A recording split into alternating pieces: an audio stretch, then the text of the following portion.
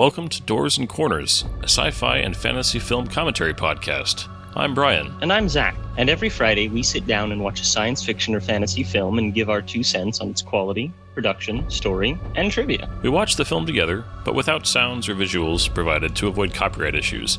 But if you do have access, we encourage you to join us and follow along.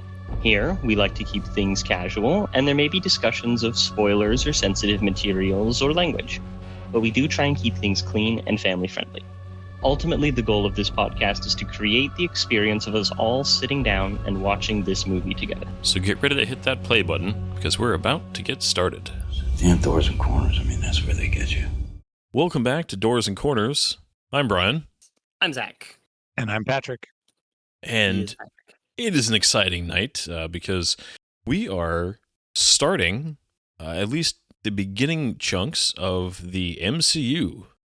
Marvel Cinematic Universe. Yeah. I know we had the 2 Punishers before this, but this is the start of kind of this is not just for Marvel, this is a big moment in just cinema in the 2000s. Such a shift. This is where they hit their stride for sure. Yeah.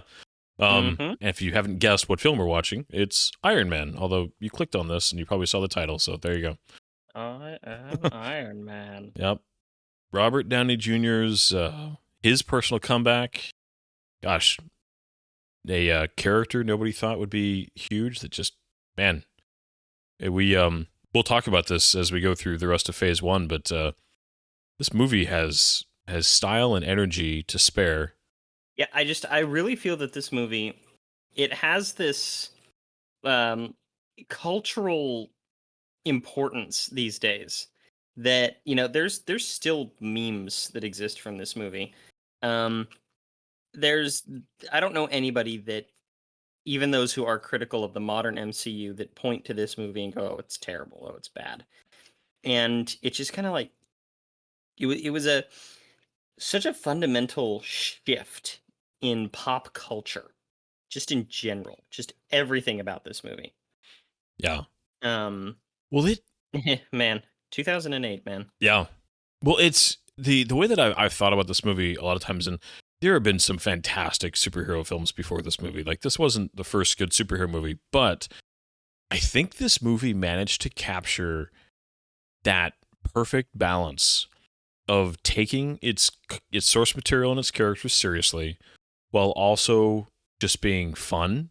And it managed to just hit that balance in a way that it's hard to do, because usually you go one or the other. Usually you go just very serious. I mean, we just, right at this time, Nolan's Dark Knight trilogy is in full swing. And we've had, Burton's Batman and, Reeves' Superman and all these, but oh, so much more. You have to think of the proper lead up to this movie.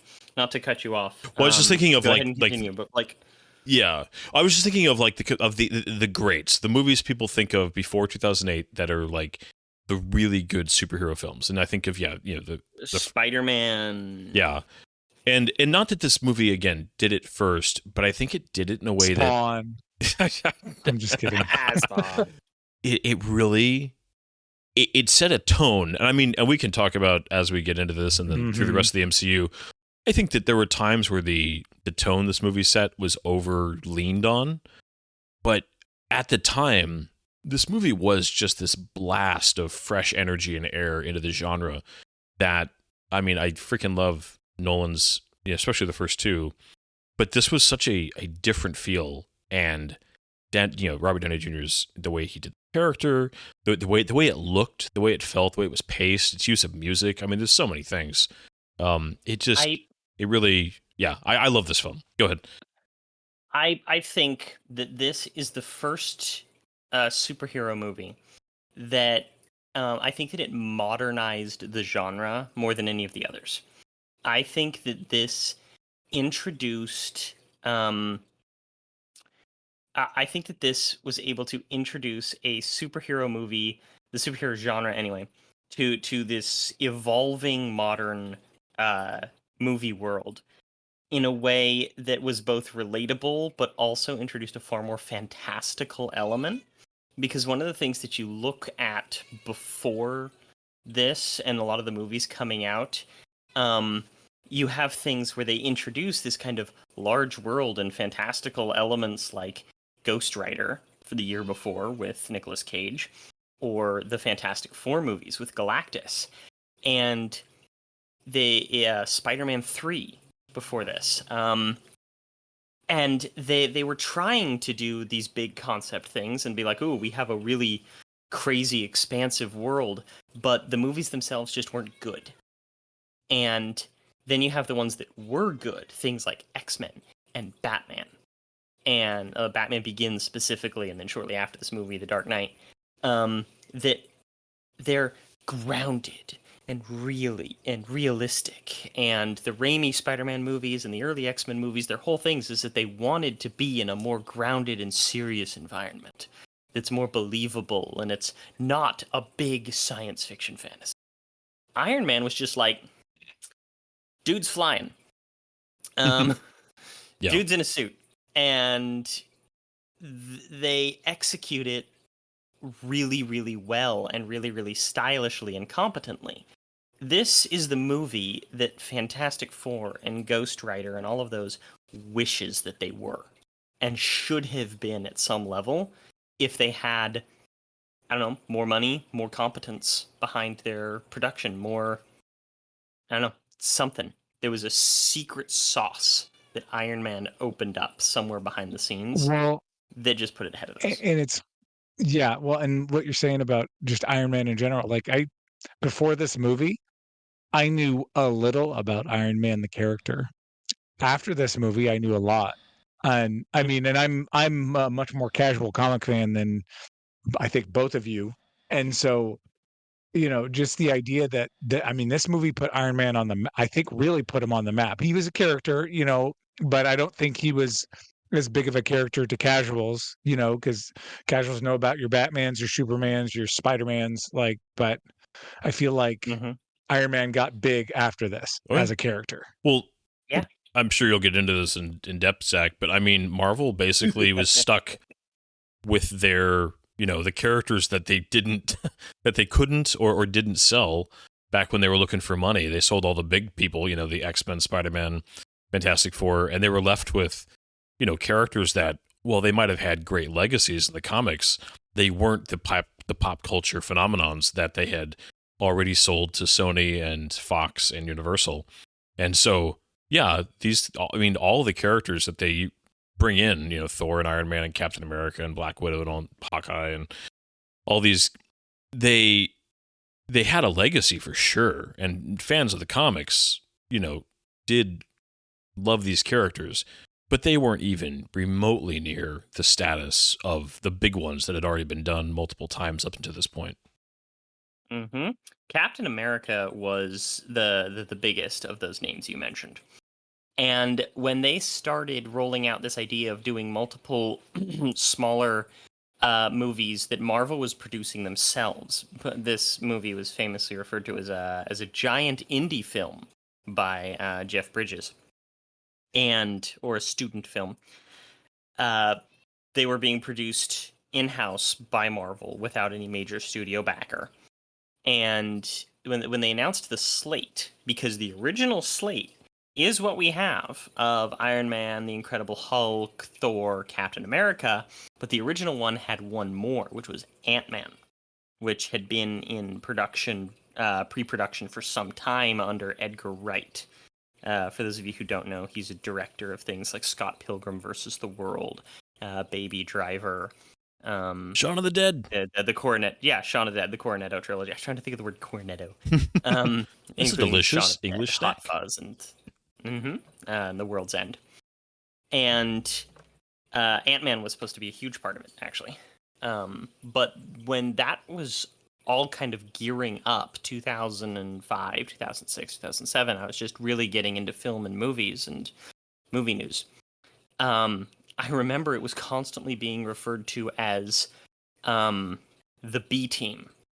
That this is Marvel's desperate, just kind of movie churn. Because this is especially around the time of the previously mentioned Fantastic Four, Blade, which had just gone through Blade Trinity, which was a disaster. we started getting the weaker X-Men movies like X-Men 3. And so with all of these less than stellar movies coming out, they were like, well, now they're scraping the bottom of the barrel. Yeah. And now they're classic characters. Oh yeah. Pop culture icons. I love that so much. Well, and I especially love too that when you can elevate almost anything if you do it well. And you know, it's one of these like taken for granted cliche. People almost want to argue against it because it's been overstated, at least in their perception. But I don't think you can overstate it. I think that despite what maybe has happened, you know, now with re-announcing his casting as Doctor Doom and all that stuff, but I don't think you can overstate how crucial a casting of Robert Downey Jr. was for this film's success. He didn't do it alone. I'm not saying that, but it was just one of those lightning in the bottle casting decisions that is, it's hard to know until it happens that you've done it. Yeah. Yeah, this was his resurgence. Yeah. And go for it. Well, I was just gonna say, I remember like memes and talks about other people they had talked. I mean, I know that I've seen a lot of fan, you know, art about like Tom Cruise in this role and some other, you know, very charismatic actors, and I couldn't imagine anybody else doing this at this point. And I mean that as a compliment to Robert Downey.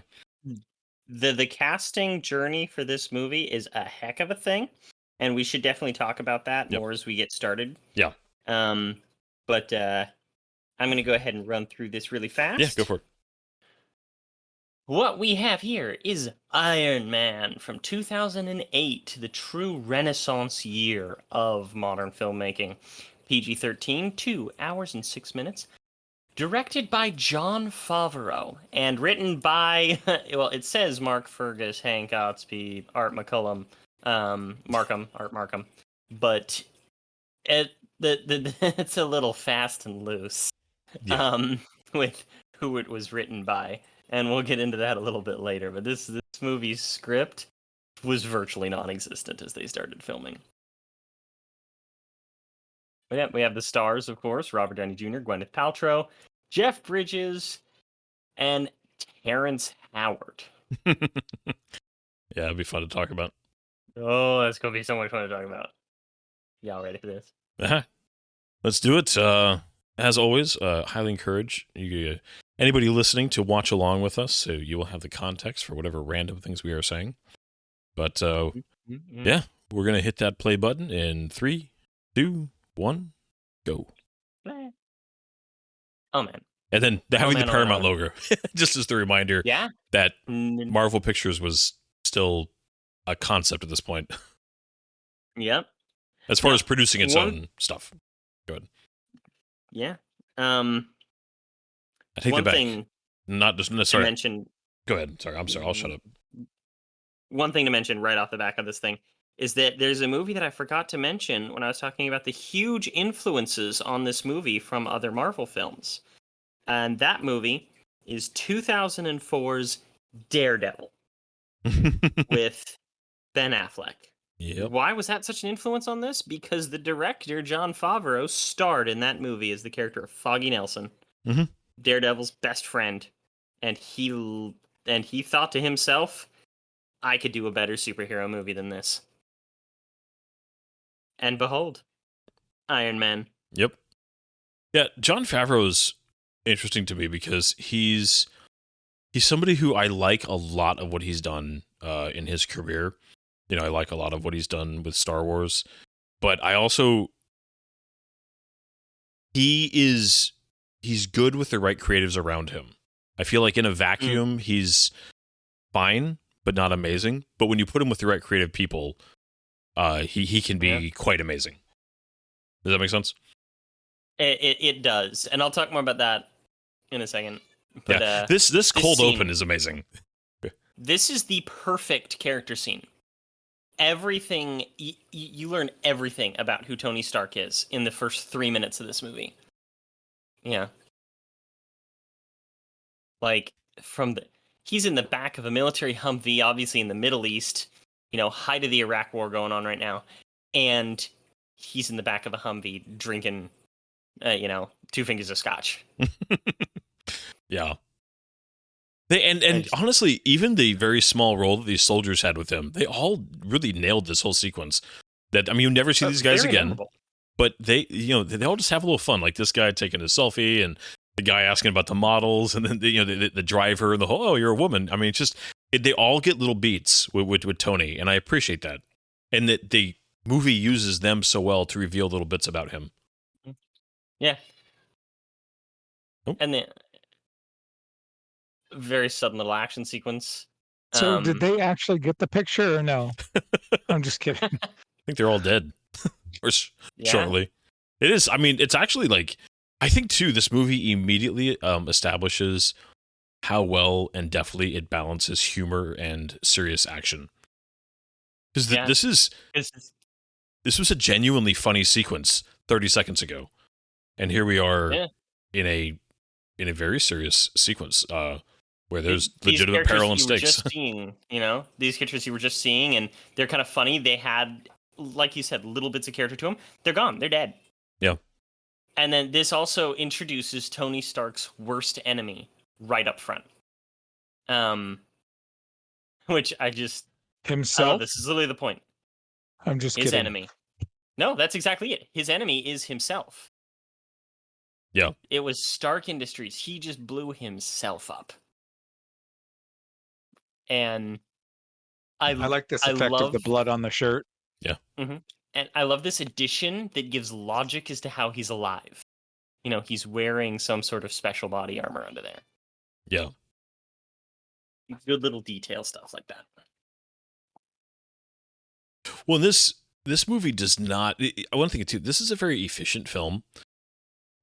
It gives you enough space to enjoy it, to build the characters, it does breathe as a film, but it also doesn't ever get bogged down in just sitting around going, all right, so are we gonna keep moving here? Yeah. This right here, I think, is theoretically the clunkiest bit of the movie with the exposition, but it also works. I never sat there in the theater going, oh, it's just a big exposition dump. Yeah. I think, too, people needed this because people didn't know who Iron Man was. This isn't like Batman or Spider-Man where people come in with a pretty decent pop culture knowledge of him. People needed a little bit of a, expose. Yeah. Although this movie does... Yeah.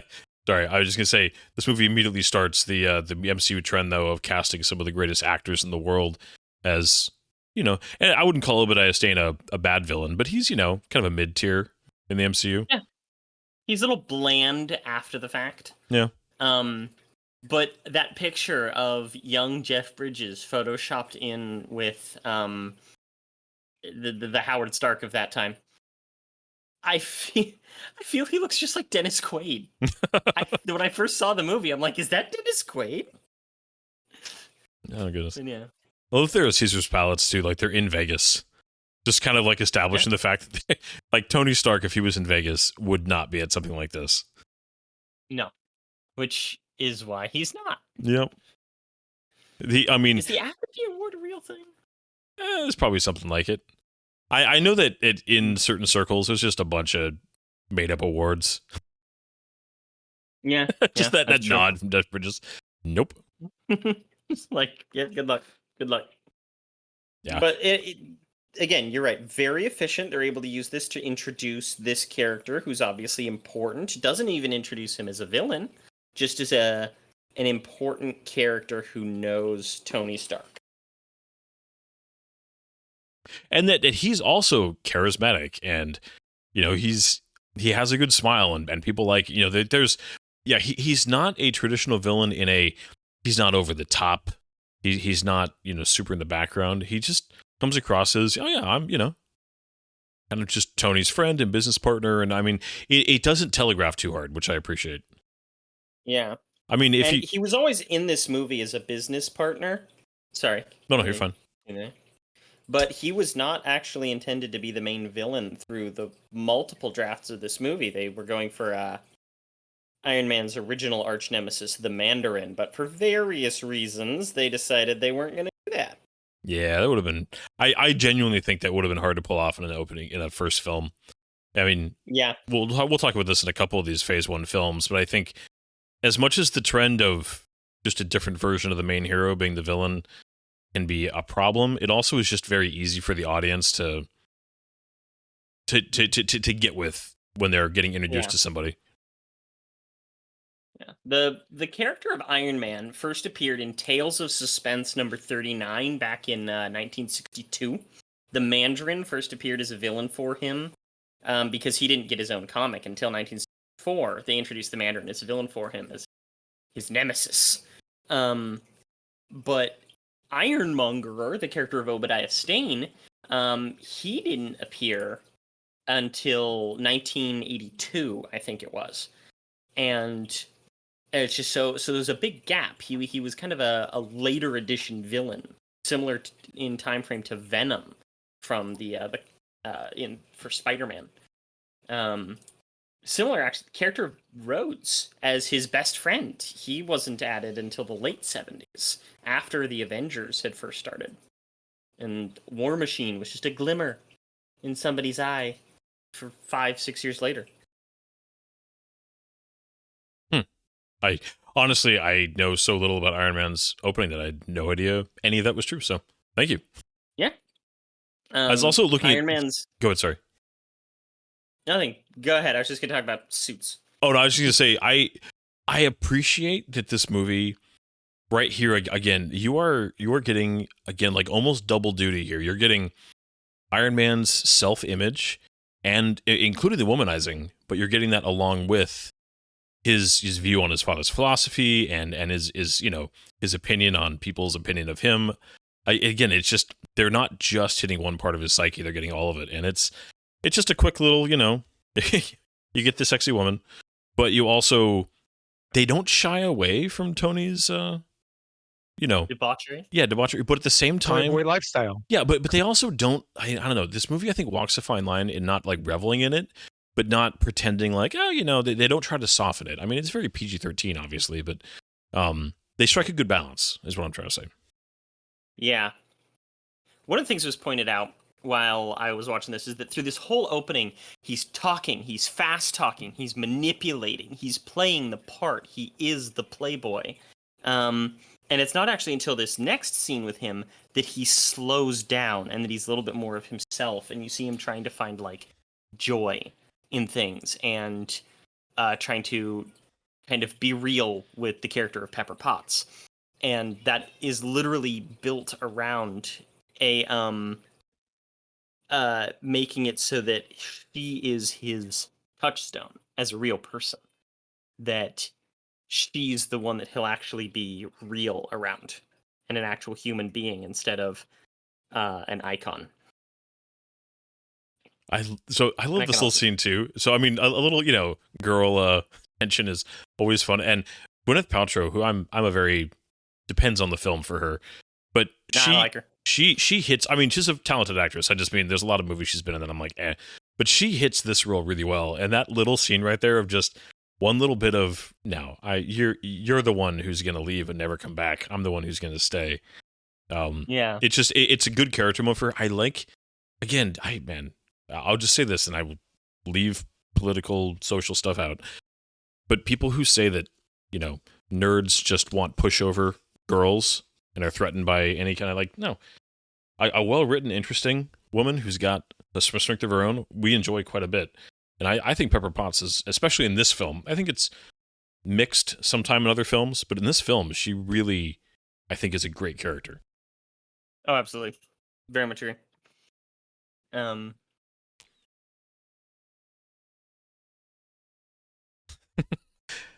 I do love his shop. So it's funny. I actually, while I'm at work, I listen to there's I think it's called Chill Music Labs, their YouTube channel that just stream basically AI, music, but it's just nice kind of white noise, because if I listen to music that I know, I get distracted by it while I'm at work, so I have to listen to just kind of rhythms and beats because I won't get distracted by it, but at least it fills the silence. And one of them is literally called Tony Shop's workshop, and it just plays a loop of like scenes of him working, in his shop from the movies. And so it's interesting. I yeah, like that. I actually at work, it's one of my regulars on the YouTube rotation for just background music while I'm working. Yeah, I totally get that. I like that. Yeah, but, I always liked this scene. Mhm. Yeah, but no, I love the shop too, because even though it does show him like he likes her, he cares about her, he's also just like, yeah, okay, cup, bye. Yeah. I'm not gonna actually buy you something, but you can have access to my money. Yeah. Well, and I mean, I don't know personally any uber rich people, but I think he convincingly plays somebody who's at a point where he's never really had to consider money like most people do, which I would have to imagine is something that's common in people in his bracket, that you live in just a different world, because most of us have to consider, and for someone like him, it's like you make decisions based on an entirely different set of parameters than the rest of us. And something like that, where it's like, I don't have time to like consider what you might like. Get yourself whatever you want. Mhm. It's just that's just how their world works. Yeah. Interesting too. He does a And- lot of the red glasses at the beginning here, like the red tinted glasses, and I don't believe those come back. I think he switches to more of a either the clearer, more traditional, like it's just a subtle thing that they do here before all the events in the cave. Yeah. That I'm not sure about. I just know that part of Tony Stark's character is the Glasses. glasses. Yeah. That's something that maintains all the way up past his death into Spider-Man Oh yeah. Far From Home.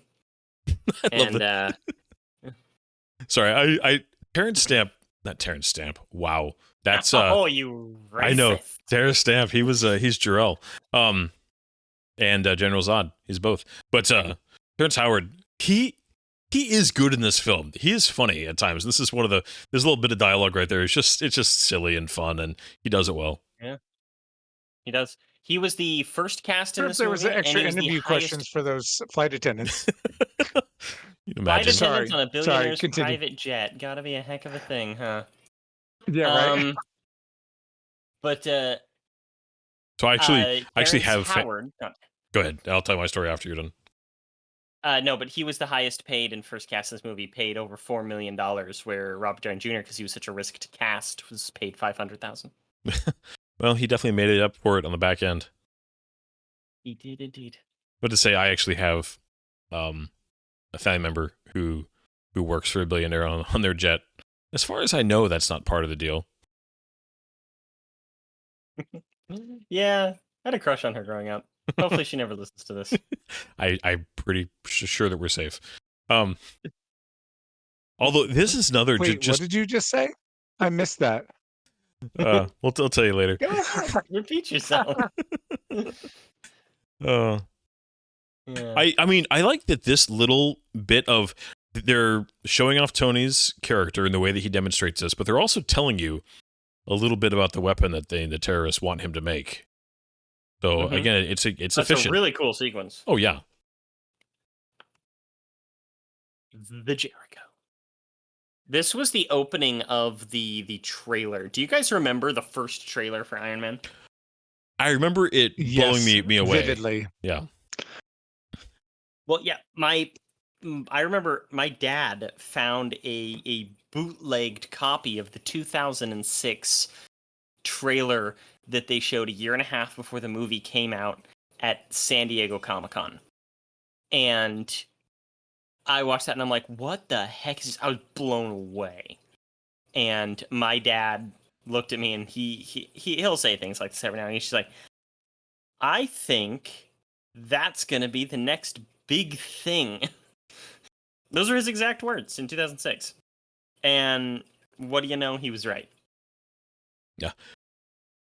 Now that transition, like to bring us back to the present, because you almost forgot you were in. It's very abrupt. You forget. Yeah. You kind of the movie just got going there, with the flashback, and then it brings you back in to the present very effectively, and even using just the screeching musical transition, from AC/DC there, into just the chaos of operation and all that. It's a really good transition. Oh, this scene hurts my soul. Ah. Oh yeah. Yeah. Yeah. The pit of my Those of you stomach who is don't now know, it's when cringing. he pulls the. Is that an IV? No, I think it was I just don't know. like He pulls the some tube, kind of- like a feeding tube or something, out of I his think nose. it's like a breathing and aid or something. Yeah, like a breathing aid. It's gross and it hurts to watch. And this whole as he is about to start tearing the bandages away, it's just man, like you said, his whole demeanor changes here so much, and it's just an effective bit of acting here for sure. Mm-hmm. I love this character of Jensen who Yeah. they're introducing here. Amazing. I was One glad of my that they biggest. good. Sorry, go for it. I was gonna say I'm glad when we finally get to Iron Man 3. I'm that movie has issues, but I'm glad that they gave a little bit back to his character in that film. I'll talk about this later during a specific scene involving him. That one of the biggest missed opportunities that they had in Avengers Endgame was not bringing him back for a very brief cameo. Mm. Yeah, they had an opportunity, and they didn't use it. I'm not salty. That's Patrick. Yeah. Man, it sucks to have those things in your bloodstream. Yep. And this was before The Walking Dead.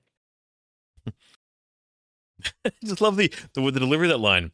That is an electromagnet hooked up to a car battery. Like just the very matter of factness of.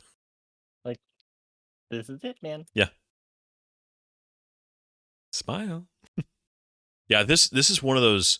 This performance is, it's a small performance. It only takes up 15 minutes of the film, but it's so critical and it's done so well. This is an actor who I wish I saw in more things because he really just nails this crucial role in not only this film but in Tony Stark's life. Yeah, very much so. I mean, the original was in Vietnam, which of course would be of the time there, 1963. Yeah. This guy also, small part as this kind of jailer, very memorable for me. Yeah.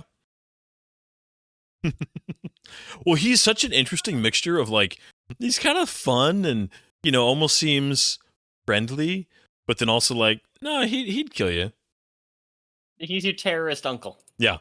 Like he's so welcoming. If you've ever been in the Middle East, you know that Arab culture, they will greet you like that. They want to bring you in, they'll feed you, they'll be excited to see you. Guy does a really good portrayal of that. Probably because he actually is, of course. Well, I'm always a sucker for a good kind of just reversal as just a quick way to mess with the audience, where you have a character upside down or sideways somehow, where you just kind of disorient briefly. And if it's overdone, it becomes gimmicky. But right there, that first head into the water being upside down, it's such a simple film method, but it works. Yeah. I love he's carrying his own battery. It's just it's just a little moment. It's yeah, you're home. He's like Jesus for the MCU. He has to carry his own cross, right? I'm just kidding. Oh my gosh. Yeah, Heresy. that's the episode of What If I want to see. Is that what if he had to carry his battery around the whole time? He's he's in the Iron Man suit with just a car battery holding onto it. He would have had a lot more discussions with Elon Musk earlier. For those of you who don't know, before he was really a cultural icon, Elon Musk had a brief guest appearance in Iron Man 2. That's right. He shows up at the Stark the convention or whatever. The right? Formula One race. Oh, that's right. In the restaurant, he shows up. You're right. Forgot all about that. But I was thinking the expo. Sorry, it was my brain was it's the whole thing, the main centerpiece, the Stark Expo. No, it was the race. But yeah, that's not where he was. That's my brain was trying to latch onto the word expo. I do appreciate that little bit of they both understand. You're not Yep. just gonna walk out of the situation. That's not an option here. I do And find then it. there's this guy. Yeah. Okay, so really fast, it's just a quick gun observation. What do you think about Middle Eastern terrorists carrying G-36s? It just seems like an they're supposed odd to be choice. Stark weapons. I think that they. It's just un-American. They're German guns. So, yeah, the majority of fighting in the Middle East, you'll find the use of salvaged M4s or former Soviet Union AKMs, 74s, or Chinese Type 56 AKs, and other things like that. So seeing them with those kind of crisp, clean guns is weird, but it's supposed to be, okay? Because those are Stark weapons. They're using Stark weapons. It's not that they're running around with G-36s. It's that they're running around with Tony Stark's stolen guns. So they are upgraded. You know, these are terrorist militia V2. It's a great little, just as he's ordering people around. The main terrorist, the bald guy. Baranta here. Yeah. Yeah. I always think of him as the captain of the Kelvin.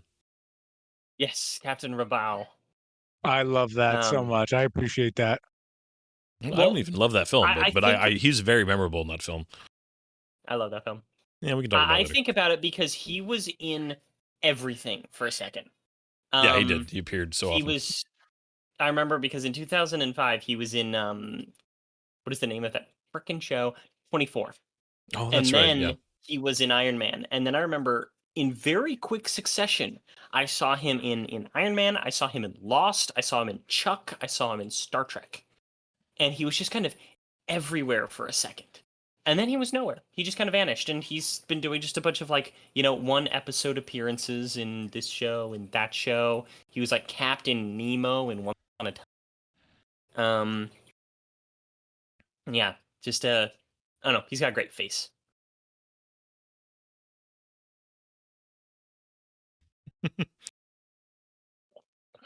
Yeah, I always love the idea of these. I appreciate that. Yeah, they're watching him. Of course, they're watching him, but they have no idea what he's doing. Like, why?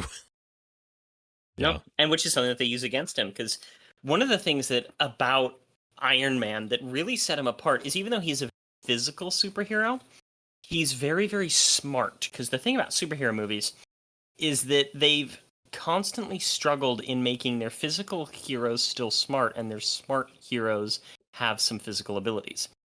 As much as I love the Raimi Spider-Man movies, Tobey Maguire's Peter Parker's an idiot.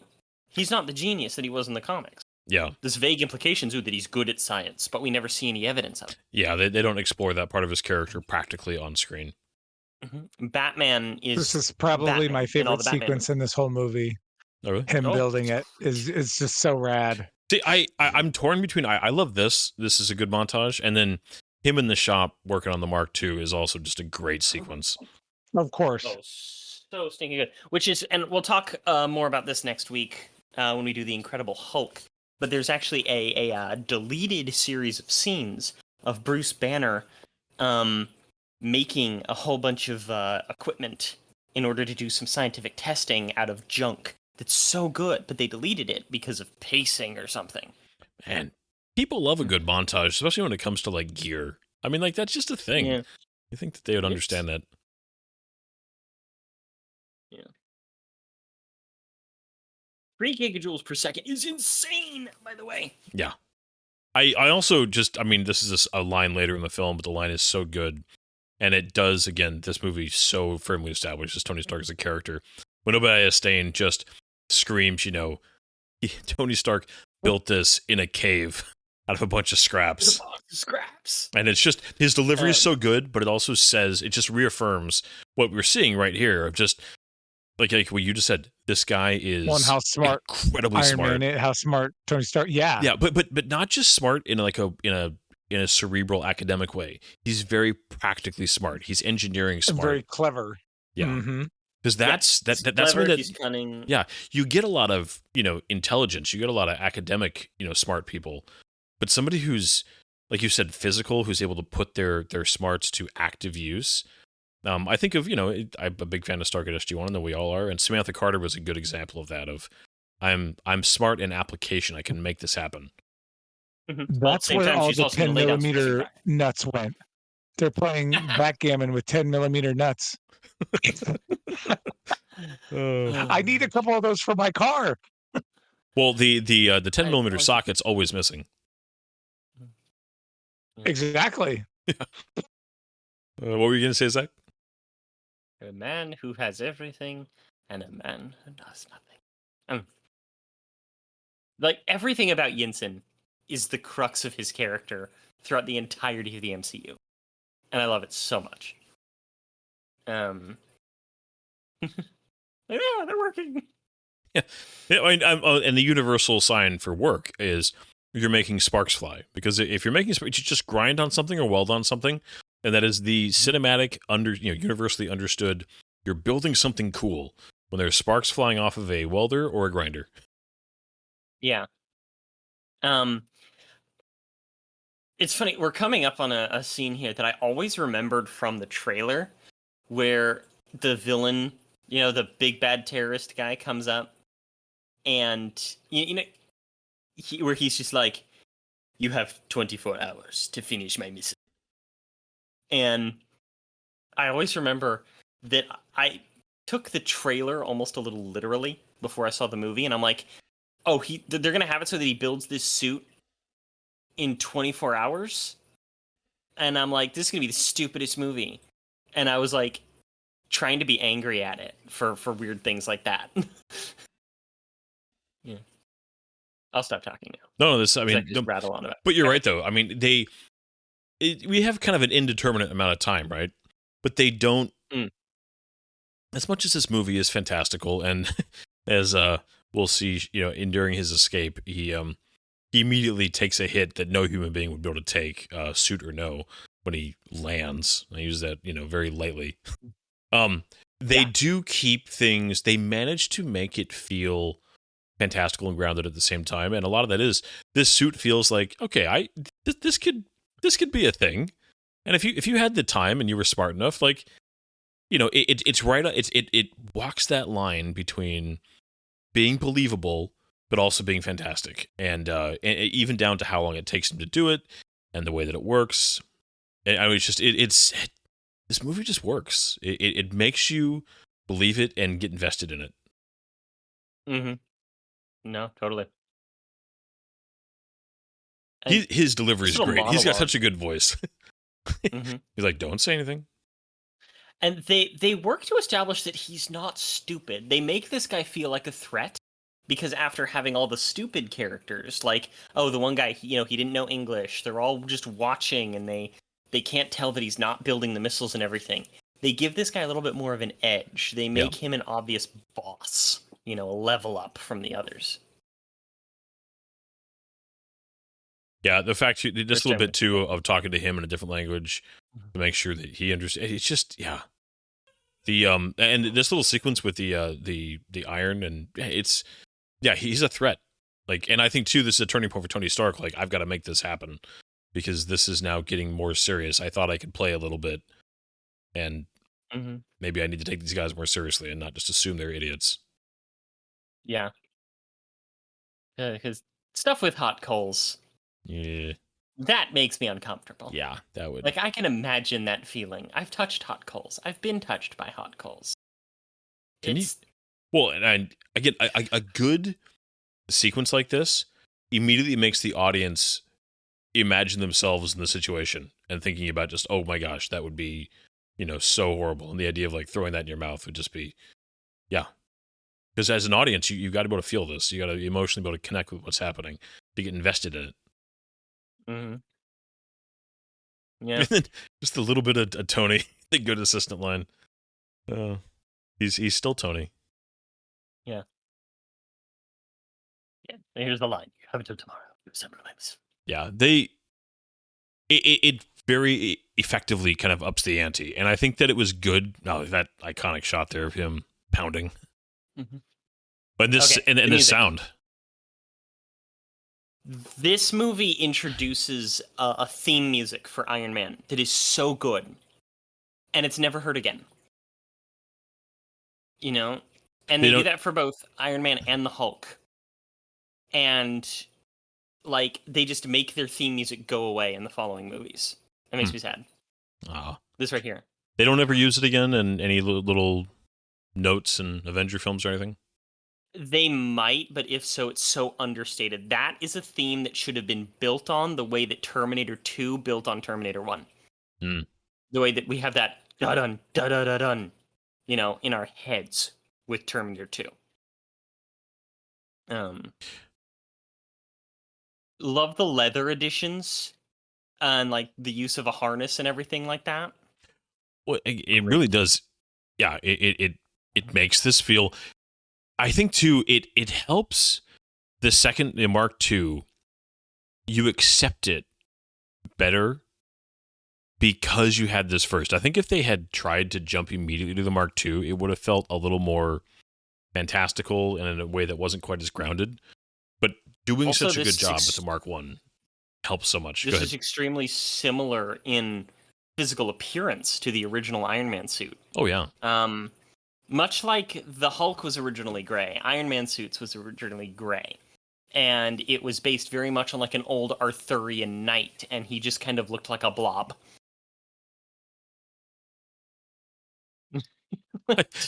I don't speak Hungarian. We'll do it anyway. Mm. Nice little ID there. Yep. Time to go. This is Do you feel like the timeline here though is a little bit like? Well, I mean, I know Yusuf buys him some time, but Mhm. like they would have been there a little bit faster. I mean, it's like not egregious, but it's a big cave. Also, getting organized for a potential counterattack does take a lot longer than people expect it to in a combat situation. Things move really fast, Yeah. but at the same time, not nearly as fast as you might think in some cases. Everything moves fast except for that progress bar. yeah, gets hung up at Story of my 90%. life. This moment though, we need more time. Clippy. Mm.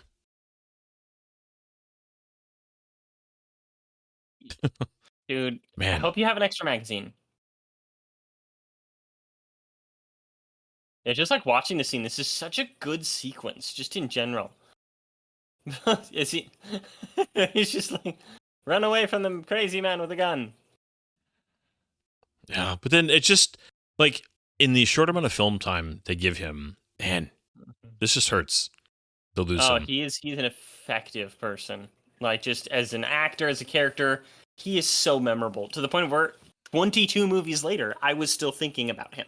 Not prompted by, like the internet or something like that around the time of Endgame, but of my own volition and love of this movie. Also that sergeant like pushing the other guys forward. Like you go. One of these guys that he KOs here in the cave is actually like, I want to say he's like the lead singer of a band that was involved in the like a notable band of some kind. I love the lighting here, just the muzzle flashes and the use of very good. like they bring it just a tiny bit of like not horror, but like this intense. They bring an intensity to the sequence that is very cool. The lead guitarist of Rage Against the Machine, who helped with the music to this movie, gets smeared. That little bit of footage when it was running, the kind of almost like a mounted cam, like on the guy's gun, it went a little fuzzy for me. Like all those little touches that just give this sequence some flavor. Yeah, I like the robotic movements, little tick tick tick tick tick sounds. Again, if it was too fluid, it would be wrong. This poor guy. Like what? Also, this was an era where people were very interested in the fact that, like, you just had Superman Returns, you just had Batman Begins, where he's just like, I won't kill for you. This was, like, a mainline superhero that you're supposed to root for. This isn't an anti-hero. This is a superhero, and he is a killer. Oh yeah, he's killing these guys. He's fine with it. Yeah. This whole little This guy. This is the. I think that was the guy, the guitarist. I'm not positive, but he's one of these guys. Is the lead guitarist of Rage Against the Machine. Okay, so that's supposed to be an M203 grenade launcher, No, which it's- that thing does have quite a bit of concussive force, you know? Yeah, it's not a 203 though. The 203 is a straight through the bottom, that side pop out. It is what the Germans developed for the 36. I Yeah. forget the designation, but it is their equivalent to the 203. Yeah. That guy apparently it's funny that you would think, okay, you got him right there. But nope. Well, what you don't know is that they had a whole nother doctor who wasn't named Jensen put an electromagnet in his heart so that way the shrapnel wouldn't kill him too. But you don't see the car battery he carries around. He has someone to carry it Yeah. for him. He's just got a 9-volt in his butt crack. God. It's just the Energizer battery following him around. It keeps going. Just The scene. well, and again, that they just like Tony Stark. This guy's death is just as important, if not more important, than the imprisonment itself into changing Tony's I entire would say course of his life. Jensen's a big part of that for sure. Yeah. But that line right there, the don't waste it, don't waste your life. Yeah. Okay. You remember at the end of Infinity War, Thanos snaps, he's in the red place, he sees little Gamora, and she asks him, did you succeed? He says yes. What did it cost? you? He said everything. Mhm. And it was quick. It was like a 15-second long scene, if that. And so they had talked about doing that red plane scene for the other snaps in Endgame. And they had actually filmed one with Tony Stark and a grown-up version of his daughter, which just sounds kind of dumb, and I'm glad they cut it.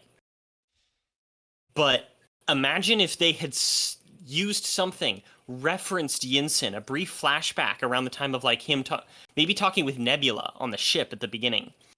And so you have that in your memory. And then when he does the snap at the end, they have that scene. There's Yinsen standing there. It's like, did you waste it? No. And then it flashes to the actual disintegration.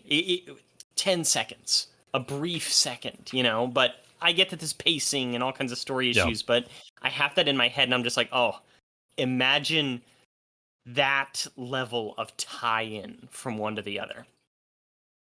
Yeah, so that my rant. Thank you for coming to my TED Talk. You're okay.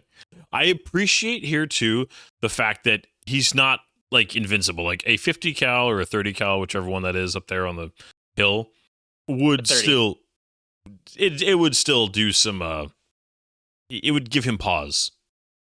Mm-hmm. So this is a very like large practical gasoline explosion also, which I enjoy. Yeah. So this is like where you have a little bit of the beginning of there's no human being that's like, I'm good. And the distinct reused sound effect from every single Wile E. Coyote cartoon. Yeah. But yeah, I mean, it's one of those things where even the first time I watched this, it just didn't bother me that it's like, you know what? The movie is it's fine that this is like, you know, whatever. He's okay. And you can roll with it, and the movie doesn't make it feel like it's you know, just trying to set itself up for as a target for a pitch meeting critique, you know?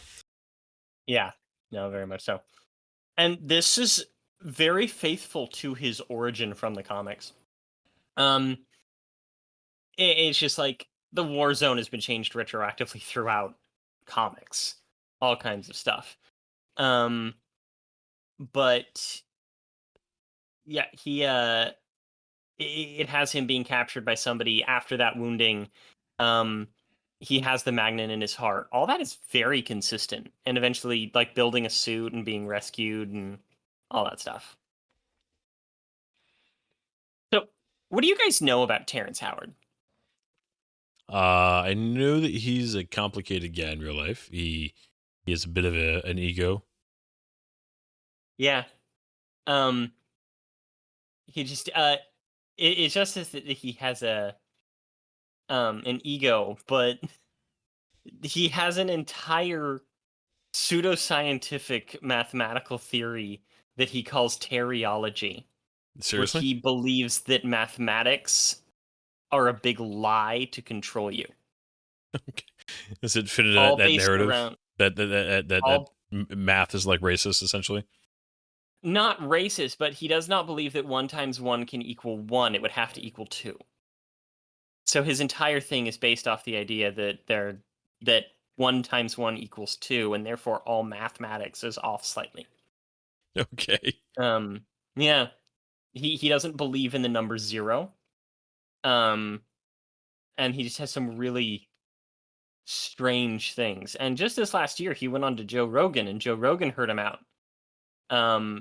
And it makes him look like a crazy man. Oh no. He He's tried to debunk the Pythagorean theorem. He claimed that he can destroy the theory of gravity. All kinds of stuff. It was wild.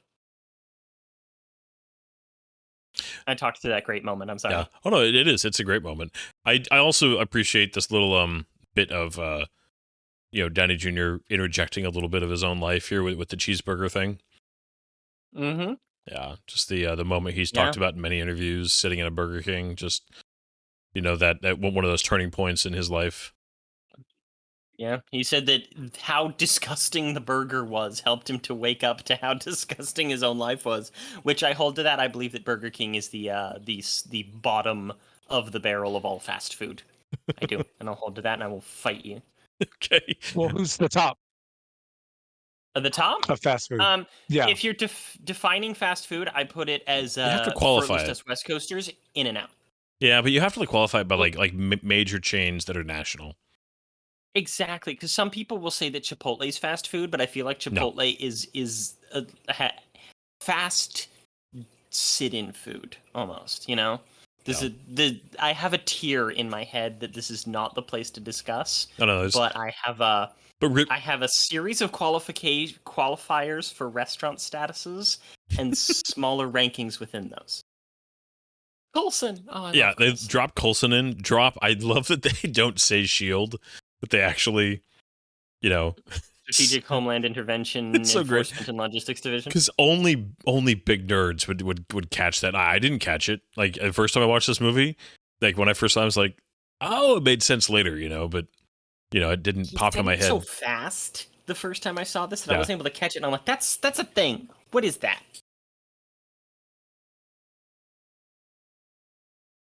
I love how awkward all these reporters are in their suits, sitting on the ground. It's just they capture that well. It'd be a really weird thing to ask somebody to do, man. Like, imagine how strange this entire thing would be for everybody. Imagine the modern response to a billionaire doing something like this and going through something like this. Yeah. But like you said, he's talking slower here. There's a very real shift that in his performance. He has moments, obviously, of speed talking still. He's not like he's not changed in a way that doesn't seem natural, but he also deliberately is just approaching everything a little bit differently at this point, which is just, again, it's those subtle nuances of acting that are so good. His base personality still exists. Oh yeah, and honestly, it existed like it should right up to his death in Endgame. Mm-hmm. But that's a good character arc. A good character arc, it's you let a character grow. You don't fundamentally make him a different person because that's not how people work. Yeah. Oh, that's good corporate spin right there. Right? We're just going to say the exact opposite and look you straight in the eye and expect that you're going to believe that it's true. I'd tell you right now, if I saw that, I would immediately buy Stark Industries stock because I'm like, oh, they'll bounce back. Yeah. I appreciate that they established here the arc reactor, was something that had been in his head already, that he miniaturized it, but, that it was an existing concept essentially for in his head.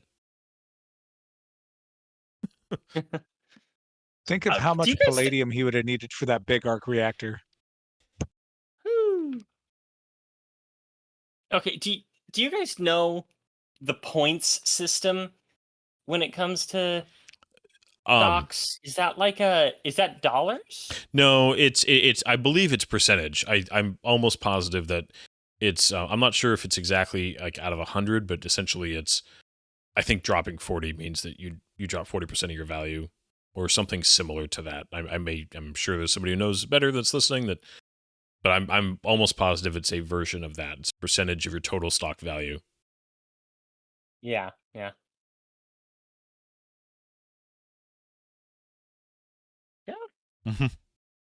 I do love the little subtle, like, Stain knows, and Who told you? it's a good little.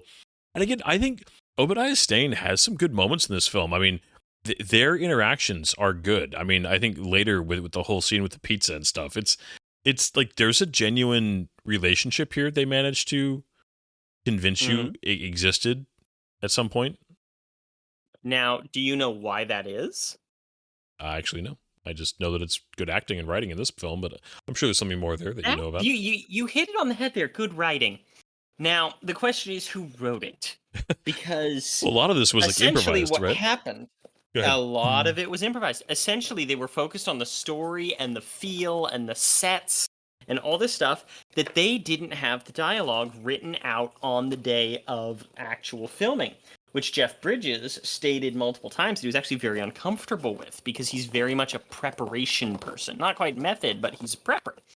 And so what they did is they decided to film it, as he put it, like a student film, where they would go on the day and here's what we want out of the scene, and they would just improvise stuff back and forth. They would even switch roles and see somebody else do their role and then kind of go with, okay, well, I think maybe I'll do it like this. And it was I don't know, I think it was really smart. And even though it was kind of chaotic and left people feeling a little uncertain in some areas.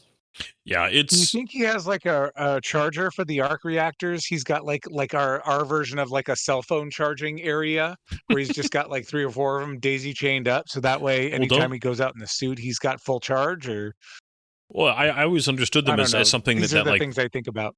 I always thought that they were. This is entirely in my head, but I always assumed that when he made them, they basically had a Like a life cycle. like a saturation point, and then once they hit that, they were just Yeah. kind of junk. Well, I don't That would make the sense. clue is in the name. It's a reactor, which means that it has a set amount of fuel This that it whole is sequence, by the way, sorry. reacting with inside. Yeah. Yeah, so I'll shut up about that. But it's a reactor, so it's Yeah. going to have a set half-life. Yeah, And the palladium is that, fueling right? off of itself. Isn't the palladium basically what that's supposed to be? The technology doesn't actually exist. I don't know if the palladium is supposed to be the fusion material or if it's just some sort of conductor, like a high efficiency conductor. But This is also like tremendously good effects work right here, by the way. Like it's just prosthetics. Yeah. But it's so convincing. And just like Gwyneth Paltrow's reaction here when she's just like gets in is like, "Oh, there's, it's so good." It's It's an organic plasmatic discharge from it's just it's so good. It smells. Yeah, I bet it would. And it's very important that you don't that is totally the sound effect from like a board game, right? Yeah, I definitely meant to evoke that. What's the name of that board game? Operation or Operation. Yeah. It's just like I love her like stopping here, trying to like reassuring him. Like it's like I'm gonna reassure you for a second. Yeah. He's like, I don't need the reassurance. Don't do that. Don't do that.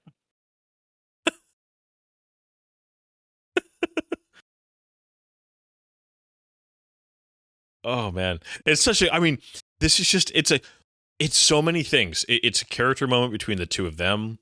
It's like telling you about how this thing works.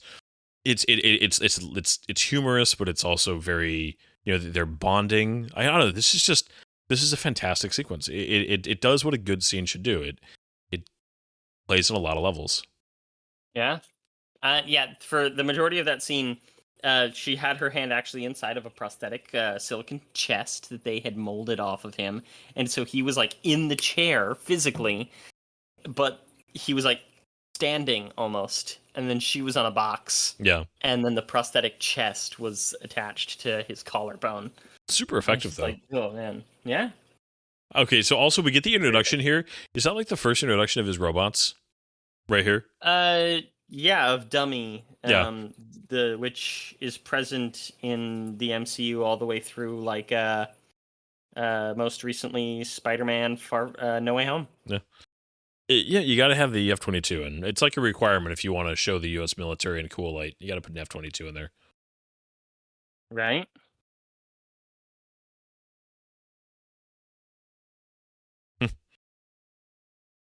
And this is very true. As they're working more with drones today, especially in like Ukraine and everything like that, these questions are legit, How important the pilot is, yeah. Yep. It's just like... So are we going to do drones stealth are very interesting. one day, to really explore that in a very mediocre film? Oh, goodness. Stealth is highly mediocre, but man, that has one of the best practical explosions ever. How is that mediocre? It's got Jessica Biel in it. Everything she's in is gold. I don't know if I've ever seen Jessica Biel in anything that wasn't mediocre. I would agree with you. She's a very attractive woman who's in mediocre material. Hey, you know what? Hey, the A-Team. She was in the A-Team. That was good, right? That is the ultimate mediocre movie, and I love it. I genuinely do. No, me too. Always remember, I'm learning my tastes aren't as highbrow as your guys'. I will always remember that first trailer for that movie that they're trying to fly a tank, and I'm just like, oh my god, I love this movie already. Yeah, it's ridiculous but fun. What do you think of his house design? I just watching the pan over, like it's kind of right on the cliff face there. Man, so this whole sequence too. We did Minority Report last year, and that was a big movie for kind of the way that technology is interacted with the gloves and everything. And this movie, I mean, not that this movie did it first by any means, but I think it really took kind of gesture, because we've gotten much more used to gesture controls, right, with modern smartphones and stuff like that. But really taking it where it's just without the gloves and the need for the big display, and really it seems so natural and just believable the way that he does it, the way this movie executes it. Well, yes, because there were a lot of movies that did stuff like that during this time. I think what sets this one apart is that it was minimalistic, and seemed like something that was actually usable instead of like, oh, I'd have to learn an entirely new language. Though I do appreciate... who the real... Oh, go ahead. Sorry. No, go for it, Pat. Oh, you're not gonna... No, you continue because I'm taking us in a different direction. All right. I was just gonna say, but I like his little keyboard. We never see him do anything like that again that I can think of off the top of my head. But I like that he had like a code sequence, because that is something that a lot of people have done, is work or research or record their stuff in code in order to keep it to themselves. So his keyboard was in code. Yeah. Sorry, am I in your way? I was just gonna say, who the real victims of this movie are?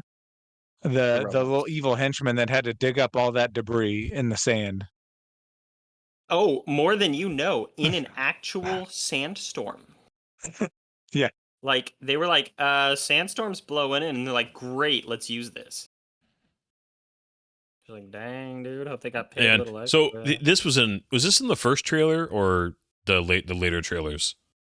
Later trailers, because it wasn't even as much trailers as it was almost like little featurettes that would pop up in places. Yeah, this was such a again, if this was real, he would be in the hospital immediately.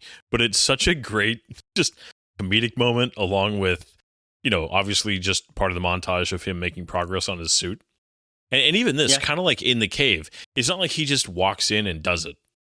Like they Yeah. they show you, you know, him trying research and development. yeah, it's again, as fantastical as this is, it has just enough edge of like, well, maybe if somebody had enough money and smart, they could pull something like this off, right? You know, it's just believable enough to take you along for the ride. Yeah.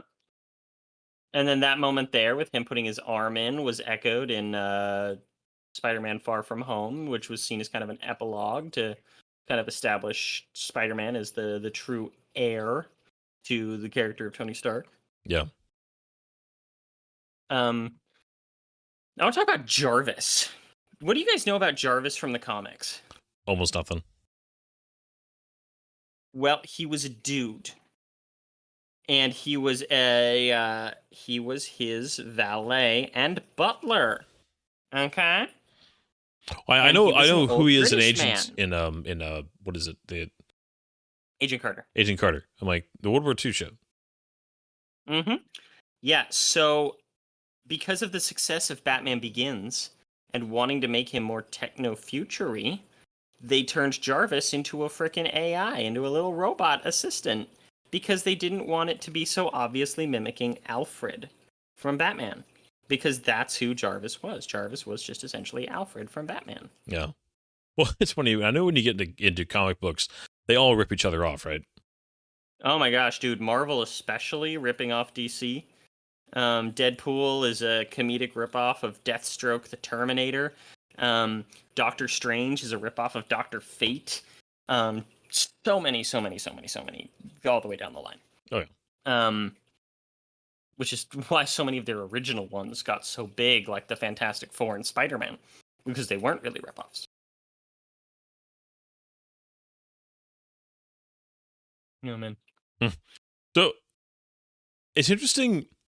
This is one of those scenes I feel like it walks right on the edge of being a little bit like that it could dive into just exposition or kind of just slowing things down. But it is a really, like, they do it enough where there's still the banter's good. Jeff Bridges is you know, he's kind of funny here, you know, just like the whole, like, here you can have pizza, you know, but just they mix the humor with the seriousness, and it's a transition point of like trying to see where, you know, he might, you know, when you understand where things get to, you can kind of see where behind the scenes he's been working behind Tony, and Tony wouldn't even notice because he's so obsessed with this. No, it's just it works. It also makes it so we're not just staring at him doing R&D for like 20 minutes straight. You give it some breaks. It's a nice little breakup. It also adds to the tension. It ups the stakes of what they're going through. Yeah. Of what Tony's going through with all of his company woes. I really do. I enjoyed the the whole, yeah, the way he talks to his robots is great. But the the way they do this too, just the mechanics of how he's moving, it's not perfectly stable. You do, again, I've said this so many times, but I'll keep going back to it. It feels like this could work if you had, you know, if you practiced. It's like the way he's doing this makes you kind of think, okay, if enough practice, enough control, you could pull this off, right? And I love that he's not just a CG dude. They actually got him on wires doing this stuff. And I really like that. Yeah. His reactions sell this so well also. He just, you know, he's being a little bit funny, but also like, yeah, this is actually kind of precarious. He walks that line between doing a comedy act, but also treating this like it's real and serious at the same time. Yeah, I like that. And it has weight. Like his feet feel heavy, like they should. Yeah. Oh, that's great. It is. Now, suit up. And they took their time with the suit up sequence as well, which, you know, it's not too fast. It's a little gratuitous, but you want it to be gratuitous. Oh, you know? yeah. I mean, heck yeah. You do. Well, because in, you know, echoing Brian's statements about the Enterprise being a character, the suit is a character. Oh, yeah. Even though it's being piloted by Tony, it is a character. It needs its time. Yeah. I also love the decision to do the whole, you know, just his face in the black here with the overlay. Whoever thought of that as just the way to portray him in the suit, it's so simple, but it's so effective. Showing all the it started to get used in like everything afterward. It kind of got overused, honestly, but it's very effective in these films. I distinctly remember an episode of Stargate Atlantis where they're in like some alien armor and they do this. Yeah, there was the one where Daniel Jackson visits Atlantis and they're in the Asgard like outposts. Yeah, with the Aemir. Yeah. Yeah. Sometimes you got to run before you walk. That's the very Tony Stark line. It really is. I like that they keep it all silver here too. They really let it go through its stages. Yeah, the Mark II. Yeah. I also love the fact that he's just enjoying this. It helps sell it. This would just be freaking awesome. Yeah, it would. It is awesome. It was awesome in a video game called Anthem too, and I wasn't even in a suit, so I could only imagine being in the suit. Now I'm sad. Oh. You're welcome. For those of you who don't know, Anthem is a video game that had excellent Iron Man-like flying, and that's about it. That's about it. And that is about it. Correct. The kid's great. Just dropping the ice cream. They can't retcon him into being Spider-Man. No. Well, if they just like first flight out, so we're gonna go. Yeah, that's a 71 record. And like first try. Yeah, let's just go. Which fits with Tony Stark's character. Oh yeah, he would. Well, and he doesn't really care about other people knowing. He's just doing this for himself. You know, he's not. He really pushes, and you get the. They sell really well in his portrayal and the writing of this movie. That he really is almost so selfish that it's all about him. Even when it comes to proving stuff, it's like he doesn't care who else knows. He just wants to know that he can do it. Yeah. So, are you guys familiar with Tony Stark's escalation throughout the movies when it comes to his armor and its functionalities? I mean, I understand the concept of escalation, but specifically, what are you thinking of? One of the things that they kept in mind in writing every single appearance of Iron Man is that every single time he makes a mistake with his suit or one of his suits or something happens that he can't compensate for, the following version of the suit or the following movie, there is a functionality that improves on that problem that he faced. Sorry. Oh, that's great. I just feel bad for that. I'm assuming Tony Stark would have a real Shelby Cobra, so I feel bad. Yeah, that would be a great Shelby job, Cobra. dummy. You got him. He's out. His fire's been put out. Good job. Just the head back is great. It is a really good scene for showing the weight of the thing, of the suit. But like every single time Tony runs into an obstacle that he can't fix with his suits, this following suit fixes it. Yeah. Like in Civil War, he wasn't fast enough to get to Rhodey. You see him in Infinity War, and he has an insane booster. Rhodes didn't have an emergency pull parachute, and then in Homecoming, Spider-Man's suit has a parachute in it. Other things like that, and the reason that they started that, and it was one of Favreau's rules for Tony Stark and Iron Man, was that icing problem. Like, this was the beginning of it. Every single time he builds a suit, the next one pushes the limits of it. I mean, you say that makes so much sense. But That's a good innovator, though. Yeah, I had never put that together exactly whether you... It's trackable. Yeah. There's like 15 different occurrences of it throughout the movies. So what problem did he solve in Iron Man 3? The need to get into it quickly. Yeah. Because when he was thrown off of the building in Avengers, he almost died. And so he built a suit that can come to him anywhere. Well, I was thinking of the failure of his suit in Iron Man 3, and then going, because the next time you see it is Age of Ultron. Is it Age of Ultron?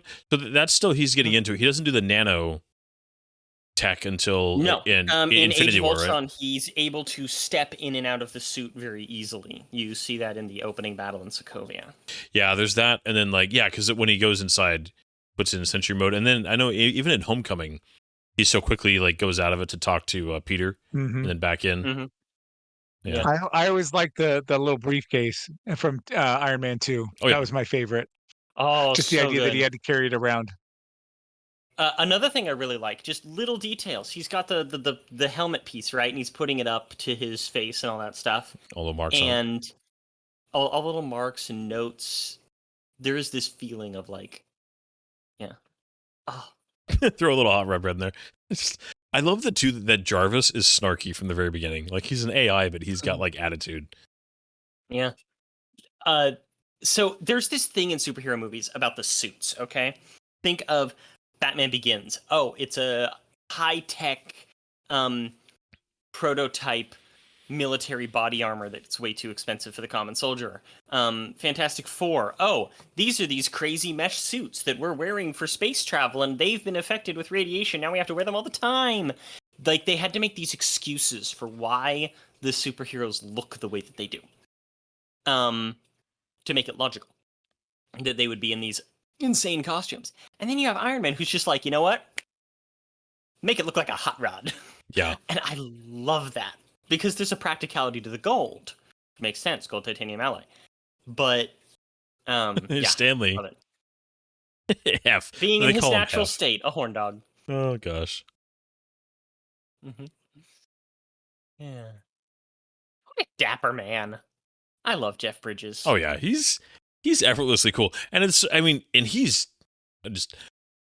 so at home in a range of roles. I mean, he playing the dude in Big Lebowski, the schlub, and then just being just super six. I mean, he can fit effortlessly into almost any type of character. Mm-hmm. So, oh man, Greg Clark, Greg Clark. This actor, he has two first names. No, he has no last names and two first names. He was not supposed to have a large role. He was supposed to appear in one, maybe two scenes, and he was supposed to be killed off.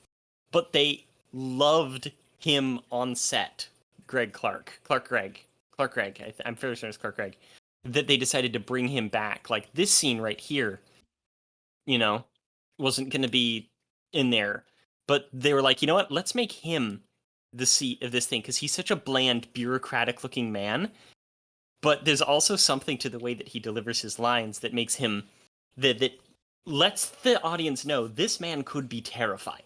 Yes, and I love that. Oh yeah, I love that so much. Well, the short that he did, where it's like something happened on the way out to Utah or Nevada or whatever it was, like when he's on his way out to Thor, New Mexico, the little gas station short they did.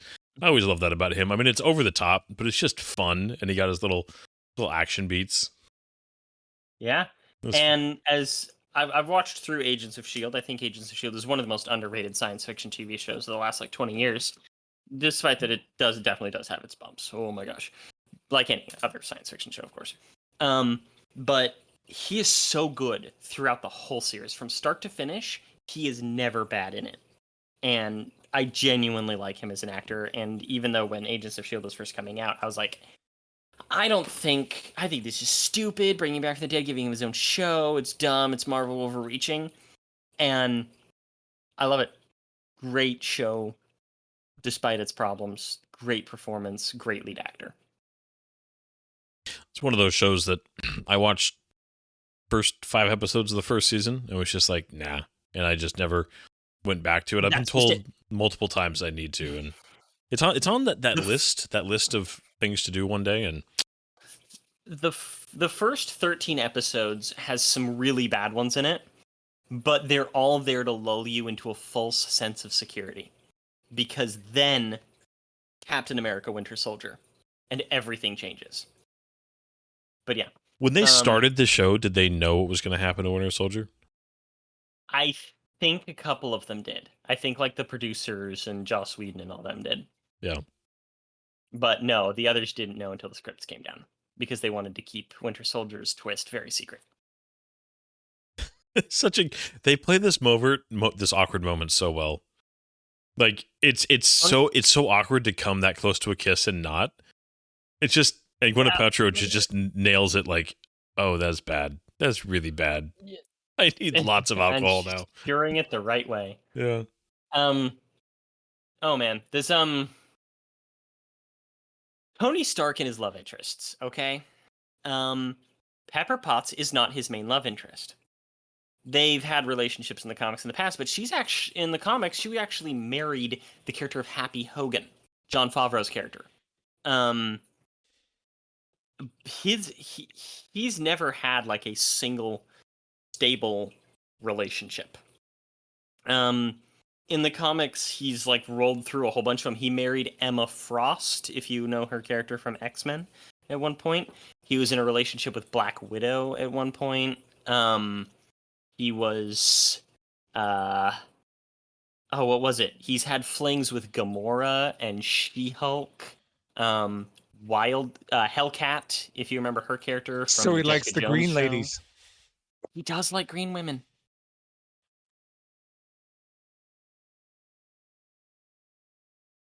This was actually the first image from that scene of him talking with her. The first image of Robert Downey Jr. as Tony Stark that was released as a press photo in Entertainment Weekly. And I remember some nerds and we were talking about it. I was at Sierra College at the time. And they were like, I didn't know a lot about the character in the comics. They're like, oh my God, like, he looks right. You know? It's a great little moment here of just like picking, this moment in public to kind of reveal something like that.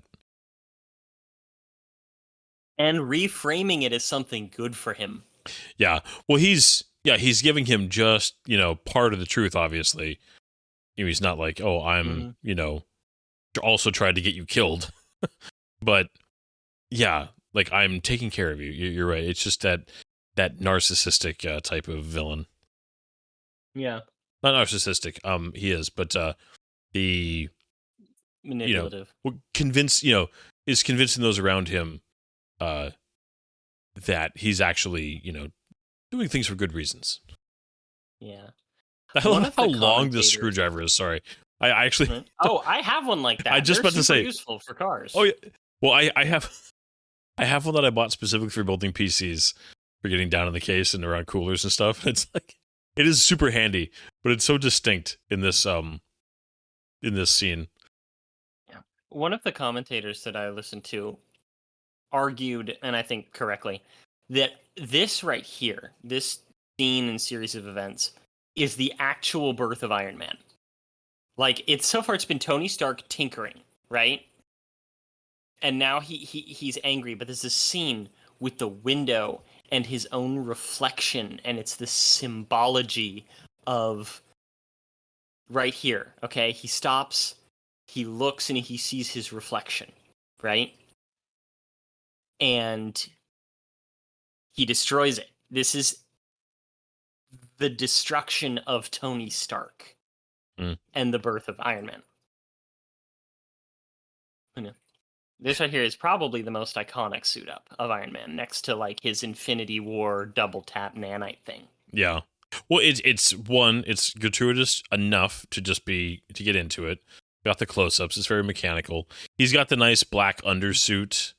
And just the look on his face, he's not like playtime's over. Yeah. He's driven. This is his purpose. I don't know. It's the first ride. I love it. This is the best scene in the movie. Well, they got the theme going. This is the peak. Yeah. This is also like a really well done mixture of practical and CGI. They really nailed the effects of just the design of the suit, making it look, like a human could fit inside of it, but it's not too bulky. And this was I believe this is one of the last things that Stan Winston ever worked on, right? Before he passed. This is the last movie that Stan Winston ever worked on. The legend of that man. Right? Oh man, the sonic boom as he's flying, special. Yeah. Special.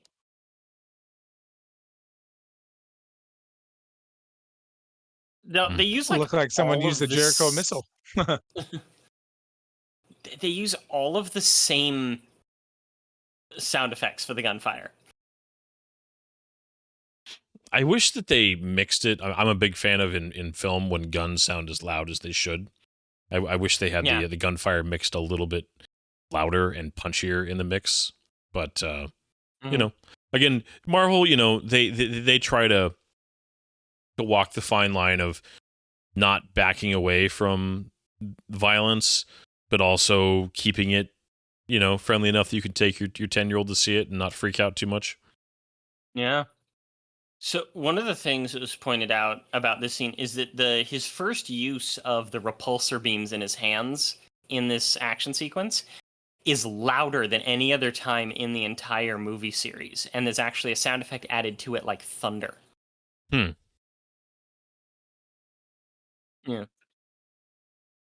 Oh yeah, it is loud. Yeah. And the sound of him landing, that like metallic, thud. But right here, they're boom, boom, and they get a little bit quieter from here on out. Even for the first time I saw this, one of the weird things is sound mixing on this. When they're firing at him and it's hitting him that first time, it sounds like knives being sharpened. Yeah, that. Yeah. Just the casual. Yeah, Iron Man has no problem just killing terrorists. Nope. I also appreciate that they immediately, as much as obviously he's immune to small weapons fire, they still let the paint get chipped on his suit immediately. They don't keep it pretty. Right off the bat, they let it take some damage. I appreciate that. Yeah. No, very much so. Oh, good stuff. Good stuff, man. There's always something, that's not been done. It's been done many, many times before, but kind of letting the crowd get the last hit just as a little bit of poetic justice. Yeah. Although he didn't want to kill Steel from him. No. The fact that a tank hit him while he's fighting like that, that's quite the gunner right there. Just saying. Suspension of disbelief. Yeah. This scene is so good looking, though. Oh, it is. This is as good as anything you can do. All right, right here. A buddy of mine said that he didn't like this movie as much as he wanted to because of this scene right here.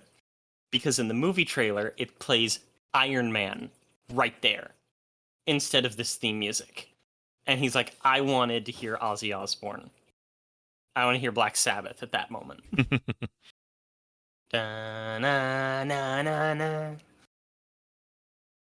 Yeah, so good, though. This whole sequence is so good. Did you guys play the Iron Man? Yeah. Did you play the Iron Man video game? I did not. I played a little bit of it, and you could do this whole mission. You can use all those things.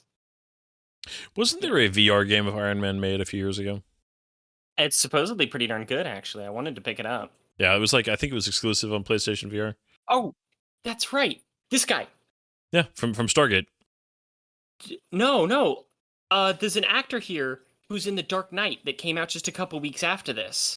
He's just a little side Air Force character in that scene, and then later in the movie. Okay, because the main guy controlling this room, he had a pretty significant role in the last 2 seasons of SG-1. Yeah, he did. But there's just this random officer, and he's the guy who was going to expose Bruce Wayne's identity in The Dark Knight. Big year for him. Oh yeah, is that him right there? No, there it was. They just showed him for a second, but he's there. I promise. Okay, I just remember that. And yeah, I love the cell phone ringing. Right?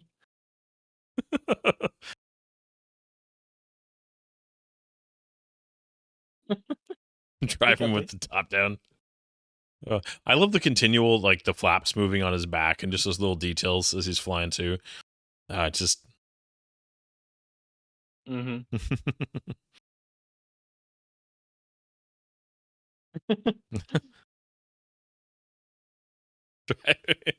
It's a great. This is just it's a great little conversation. Just, oh gosh. Mm-hmm. Yeah.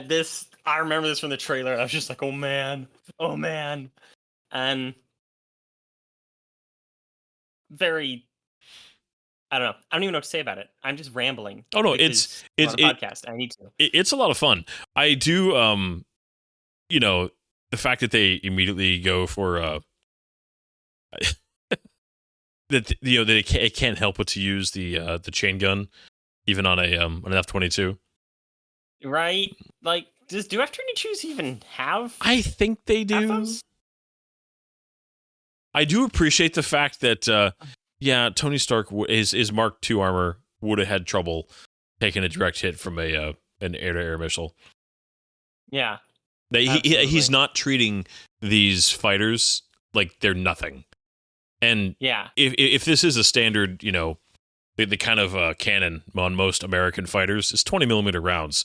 The penetration power of those things. Yeah, I don't care what kind of, hyper alloy you've got. That would hurt. Yeah. Okay, for some reason, this is an odd thing to nitpick on. I hate Terrence Howard's headset here. It just looks awkward and uncomfortable. He's supposed to be wearing it like not correctly. Like it's supposed to be. No, that's how you wear those things. They're awful. No, but like it's actually no. Yeah. No, you're right. That's supposed to be going differently. Yeah, that's like weird. they're not wearing them right, and it looks so awkward and weird. It's like on top of his ear. They're upside down. That's one of those things where they're supposed to be going underneath the back of the neck. Yeah, it's supposed to be kind of like right along the bottom of your skull, kind of wrapping around behind your ears, and that mic's supposed to be on the other side of your mouth. But it's just they both look so awkward. I never noticed that, and I'm never going to be able to unsee it. Sorry, man. No, you're fine. Oh, man. Now, the impact of that wing on Tony Stark's armor, though, man, that would be. He better have some good inertial dampeners. Yeah, he'd be feeling that. I did hear, a very, very non-comic book reviewer when they were reviewing this film saying, will somebody explain to me how Tony Stark is not just a bloody pulp inside of his own suit when this thing is done? There he is. Yeah. Oh. Mm-hmm. Like worse. You give him a nice hero moment here. Mm-hmm. I think this is necessary. Yeah.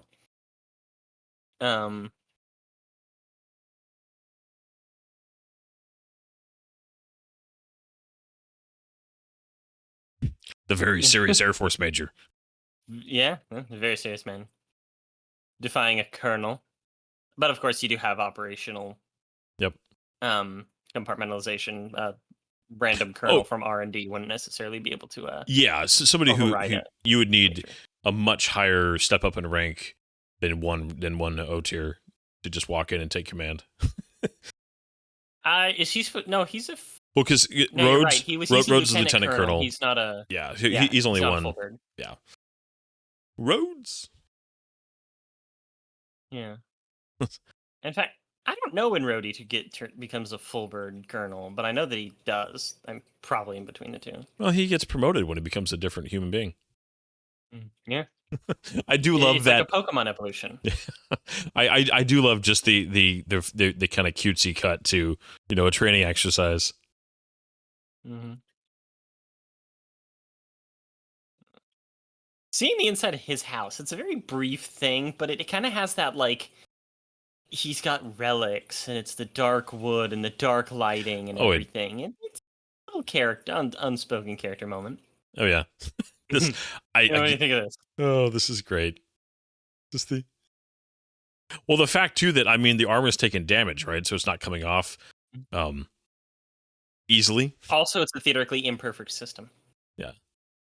And also, not having to hide the secret identity thing. Well, that was a big thing for these, right? It's not the worst that you caught me doing. Which has begged the question for years. What has she caught him doing?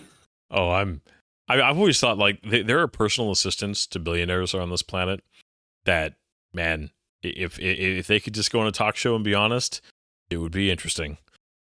Oh, the truly greatest reality TV show. Confessions of a Billionaire's Assistant. Yeah. Yeah. And then here we have the true collaboration. You understand just the height of his villainy. Yeah. Because up until this point, you kind of knew that he was going to be the bad guy, but at the same time, there was this question of, are they going to build their own Iron Man suit? But, yeah. Yeah, I was surprised the first time I watched this that I think surprised just because I thought the main terrorist leader was, he was a good actor. He was smart and driven, and the fact that they just kind of just offed him and moved on. Kind of surprised me a little bit because I was just like, I want to see more from this actor and this character. And it makes perfect sense for Obadiah Stane to do what he does here. But just like, watching the film, I was almost wanting a rematch between him and Tony somehow. Mm. Even though I know that's not, how the... Like I said, I'm not saying it's a bad decision from the film. I just wanted more of this actor. I could see that. This was supposed to be leading into another villain. Like I said, they were resisting using the Mandarin, and wisely so, if I do say so myself. Yeah. But the way that Jon Favreau put it is that his intention was to be building up to a trilogy.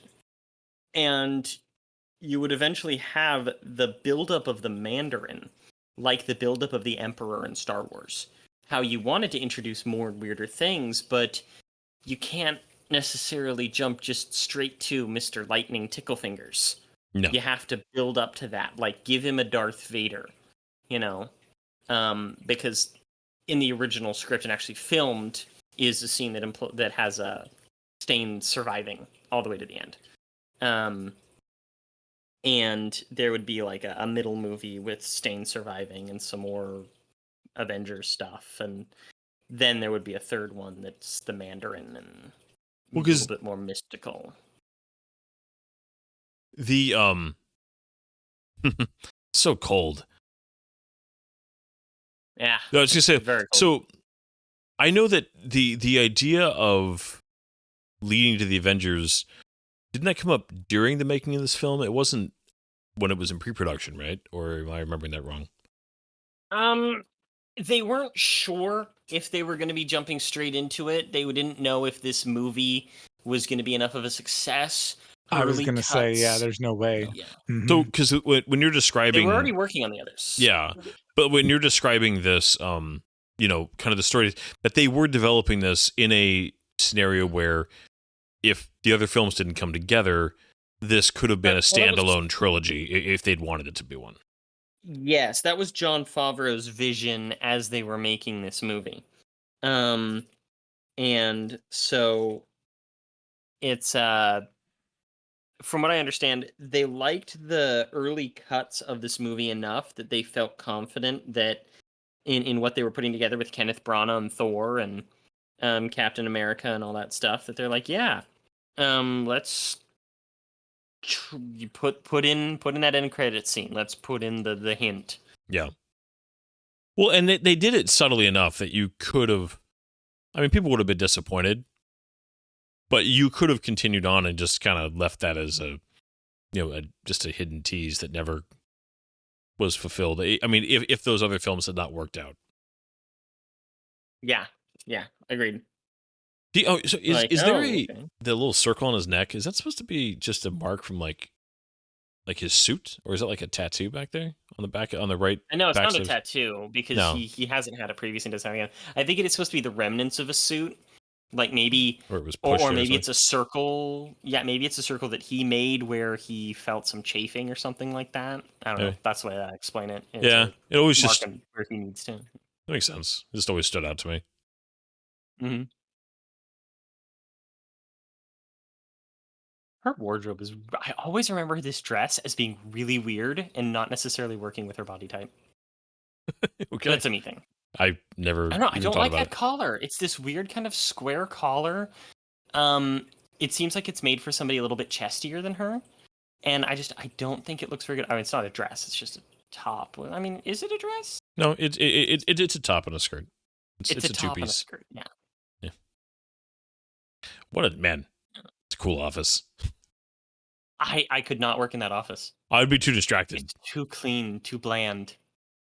Although it's funny, this monitor is very of the time in 2008 because it's so small and it's square. It's not a widescreen monitor. It's Yeah. I remember, like, I remember this scene. This is such a good scene in general. well when Stane comes But in, also just- their dialogue and it delivers that tension so well. Mm-hmm. Go ahead. I was mainly thinking about the operating system. This operating system doesn't exist. It's obviously custom, and I hate it. this would not work as an operating system in reality. Like, bad user experience, bad just design. Yeah, it's almost any time. Just translate Right? almost anytime you create a custom OS for Hollywood, it's all about just the aesthetic, and almost anything. I mean, with some exceptions, but most of the time, making an OS look futuristic also makes it atrociously bad if you had to just live with it every day. Right. God, the LCARS system. I Man. don't even know. This tension is shot though really well. Just Oh, yeah. also, I'm a sucker for just all the stuff in his office, all these books. The massive poster, the B-24s coming off the assembly line of World War II. There's just, there's so many cool little things in this office for just as an engineer and a history buff, and the history of the military in the 20th century, that kind of stuff.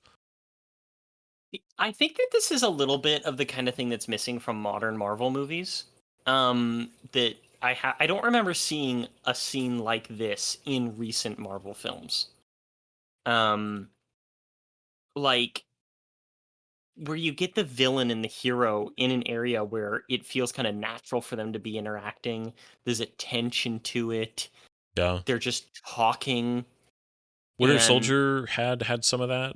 But only a little bit, to be honest. Yeah. The closest I can really think of is actually like... Well, not with Cap, but they had the Nick Fury with the secretary, Robert Redford's character. Yeah.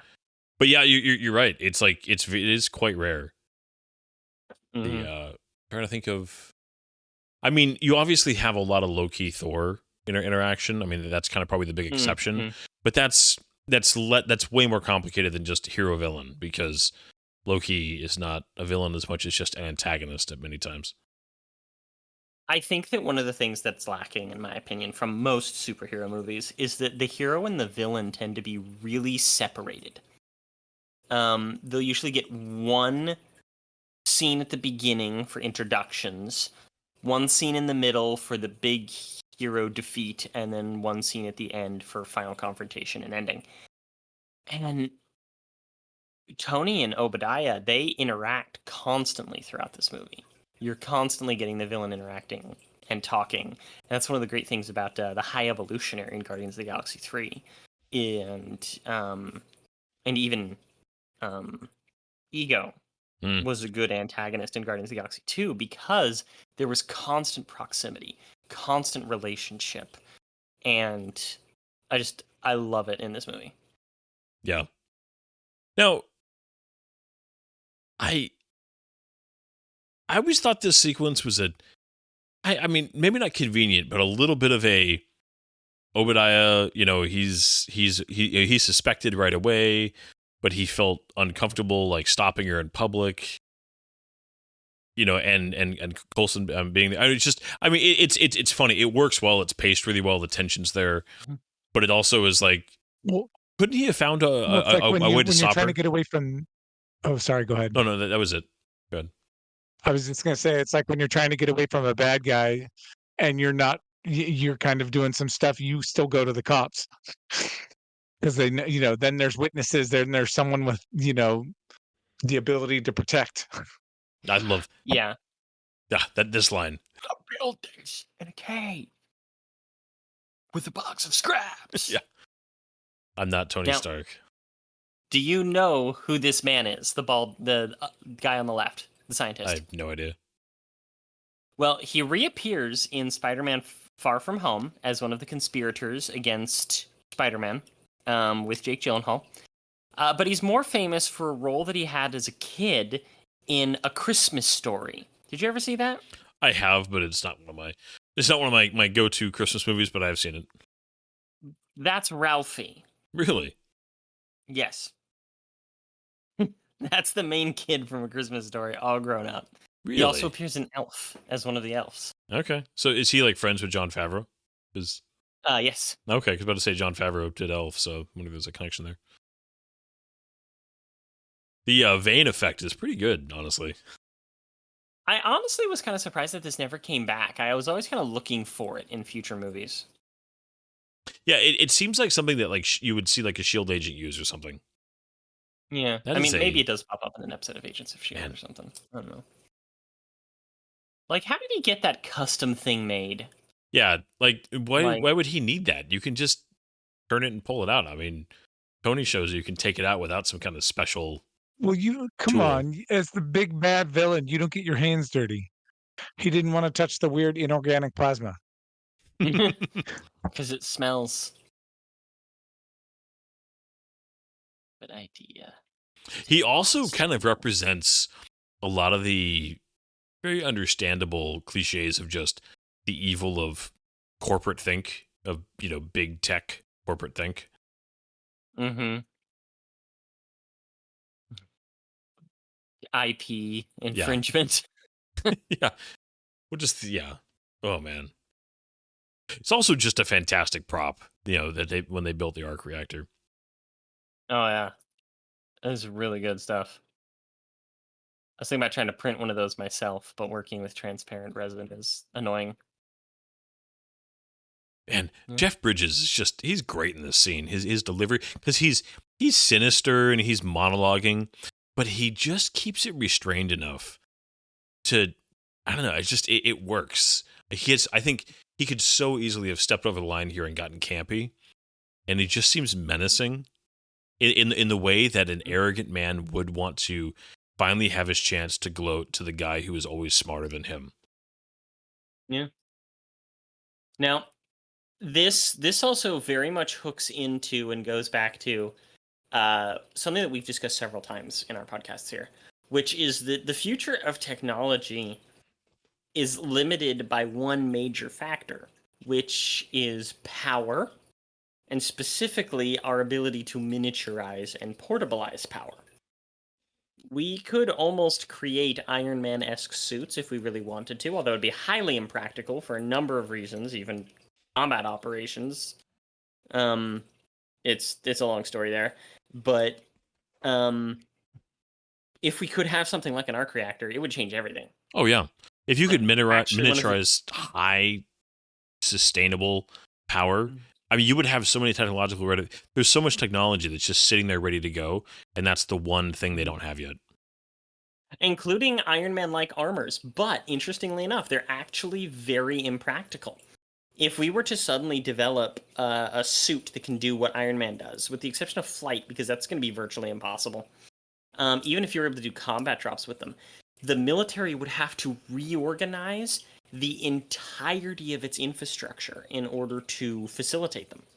And the person inside would still have to deal with G-forces and just kind of force in general, such as being hit by a car or off of an explosive.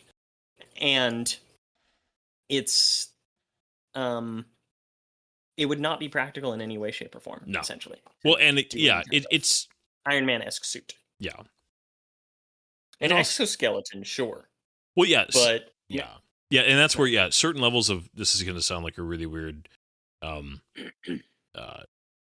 reference, but the way they did near future stuff in a lot of the Call of Duty games, Advanced Warfare, like that kind of stuff, the exoscutes to help soldiers, you know, move a little like that kind of stuff is much more of a likely future if we got the power sources figured out. Yeah.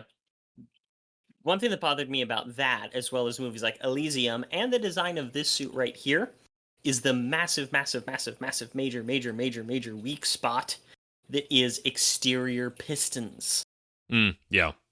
exterior hydraulics. One dent on one of those, just deep enough, and the entire thing is done. You want all of that interior, you want all of that armored, because But that your is entire movement is based on those pistons and that is hydraulics. genuinely very difficult to do. Like that is genuinely like one of the hardest things to armor, because it's where you have movement, and to have full range of motion and to keep, you know, the coverage there, both when it's fully extended and fully closed. I mean, it's not impossible by any means, but like it's hard to design that to work well to cover the full range of motion. Yeah. No, you're totally right. I mean, One of those Yeah. things. It's weird. yeah, I mean, it's the practicality meets the, you know, the aesthetic, and, you know, just also the you said, the practicality of it moving and being armor. Like there's almost always a balance, right? Because like soldiers, we have body armor that's incredibly effective these days, but how fast do you want your soldiers to be able to move, and how much energy do you want them to have to be able to put out just to walk around, and trying to balance your agility with your kind of armor level in a way. Yeah. Okay, I actually, this tiny little scene here, I thought that was the one thing that like Pepper Potts was just a little bit stupid right there. That I was like, they made her a little bit of a ditz for like half a second. Maybe. I always took it as she's her around being Tony nervous all the and chattery. time. Tony would have had something that could pick the lock. Oh, and they just have a tiny explosive. they're working with lower tech than she's used to. That you know what? That is a good point, Pat. I had not thought of that. I always figured that she was just nervous chatterbox. I turn stupid when I'm nervous sometimes. See, that hole he made earlier was very convenient. Here we get to foreshadowing. Oh yeah, foreshadowing.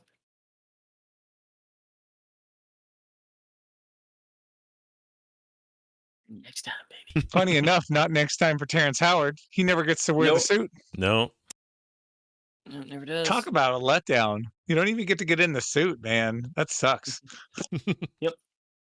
A funny piece of trivia that I remember, actually, like as far back as 2008, when I was just really excited for this movie and was just soaking up all the interviews and behind the scenes stuff. They had this thing with Jeff Bridges where he said the first thing he did when he got this role, that because he didn't know anything about it, he hadn't read the comics or whatever, but he went and read the entire book of Obadiah from the Bible. Wow, interesting. Really? Interesting.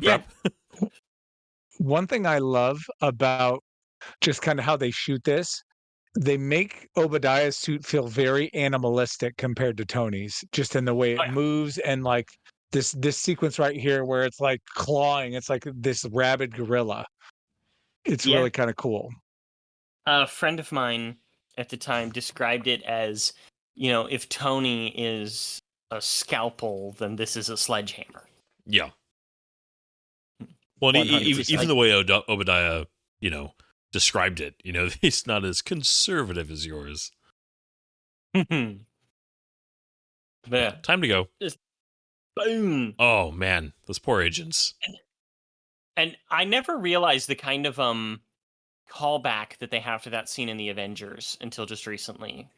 They based a scene with the Hulk chasing after Black Widow on that scene, and I'm like, that's awesome. I do think this was a very clever way to give Tony kind of an Achilles heel and make it completely work within the framework of this film and this story. Yeah, the ticking clock. Yeah. Well, and the fact that his suit is immediately handicapped. I mean, it's not even just ticking clock. It's not as, the suit just doesn't have the power it's used to. So I greatly appreciate the restraint that they did have in the development of this suit. Two specific things. Which is, one, that they don't make the suit look overly evil. It's not covered in spikes or other things like that. It's just a power suit, The other is that they still keep the lighting consistent, and he doesn't have, like, red eyes.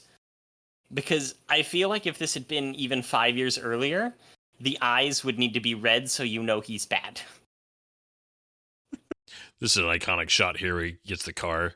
If you need to know that he's bad with red eyes, have you been watching the movie?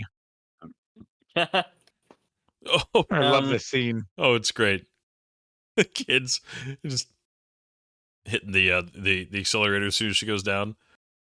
this poor mom. Flight or flee, or she's got the fight or flight response, and it's flight. Oh gosh, going under the car. And it just looks good, even with some of the obvious CG that they've got. It still holds up even this far out. Oh, I always love this. The motorcycle, it's so mean. It's so senseless in its violence, but it fits for the character so far.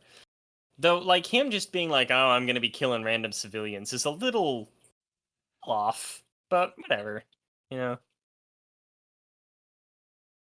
He's just, I don't know. Oh man. Yeah, the Ironmonger suit in the comics started out as like very blue. Hmm. It was almost like neon blue, and then it's gone through a lot of evolutions, but for the most part, it stayed just kind of gray or blue. Um, Big Iron Man. Um, yeah. Do you think that Obadiah is a little overly monologue-y once he's in the suit? Um, Oh, 100%. Yes, yes, yes. but I believe it. This is a man who knows power. He knows money power. He knows business power. Now he has been given martial power for the first time. We've already established that he's talkative and he's gloaty. Now it's just he's going to be extra mean and extra gloaty. You know what I mean? Yeah. I don't know. I think it's not outside of his. It's not outside of his I guess so. character expectation to me. And I don't entirely disagree. It's just it does add a little bit of cliche to the fight. Yeah, man, give me some cliche. I'm not gonna say that this isn't like a pretty goofy third act, I guess you could say. The climax is not as strong as one would hope. Yeah. It's still pretty good. Oh and yeah. I want to defend it. No, it's. I mean, I love this film. I think this film's weakest parts are still, very good. This is like when we were like criticizing Back to the Future Part 2 and 3. It's like, it's that's the Is that the one time we get to see Obadiah in the black? Because he opens the helmet later on. That little. No, we've already seen him in it once. Oh, that's right. They where have done it once already. Yeah. But Hero shot. Yep. You better. I do love this, like the controlled, like just use barely enough power to not hit the ground too hard to break. Breaking terminal velocity. Yeah. I love the idea here too that if the suit completely runs out of power, it can't even open. So he's got to,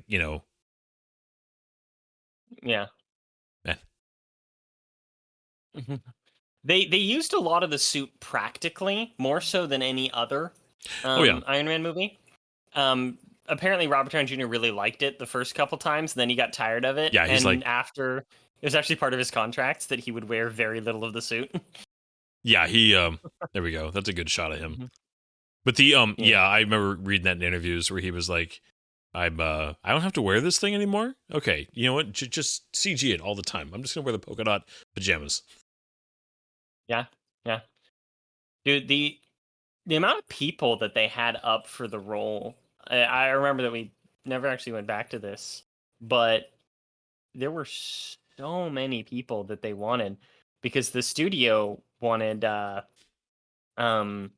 pretty much anybody else. Yeah. Including Johnny Depp. Oh, see, that would have been just I would have weird. Really would have had a hard time not. I think that Johnny Depp is weird. This is gonna be a weird comparison. I feel like Johnny Depp to me is kind of like Nick Cage. He's capable of greatness, but he also just gets in his own way so often. Well, funny that you bring up Nicolas Cage. Yeah.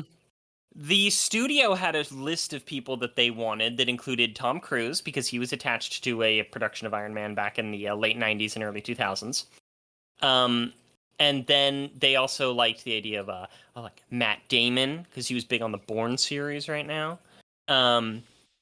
As well as some other bigger names like that. Jon Favreau heavily considered Clive Owen and Sam Rockwell. So I could have seen them doing it, but it's and in a weird way. I mean, not a weird way, but like I could have seen Tom Cruise doing this role too. But it's just seeing what Robert Downey Jr. did with this role.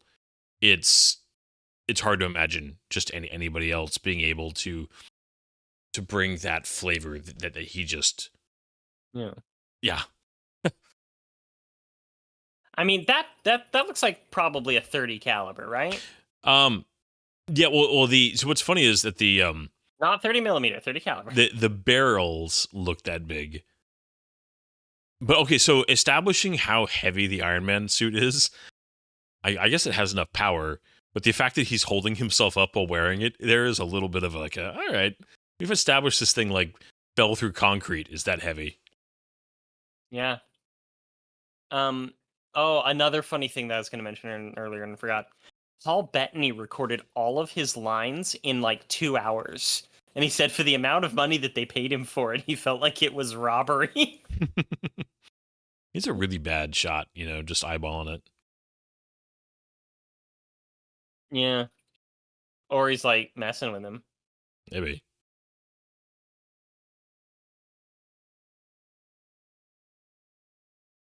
Interesting. Like this I felt like was a little bit one of those like Downey Jr.'s fine, but Obadiah Stane is maybe it's because he had the suit open. I have so many questions.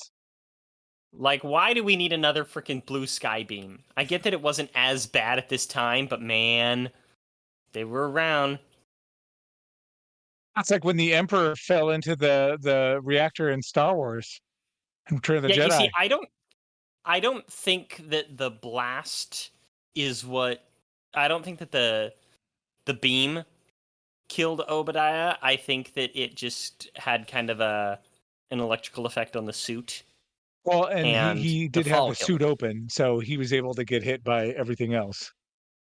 Also, he had more power in his suit. If I was writing a book of it, I would actually have it so that the lack of power in Tony's suit saved There him. was nothing explosive to light up. There was no connection Yeah, I get between it. the power beneath him and the power in his chest, where there was connection between the power beneath him and the power in Obadiah's chest that overloaded the machine that he was in. But again, that's if I was writing a novelization.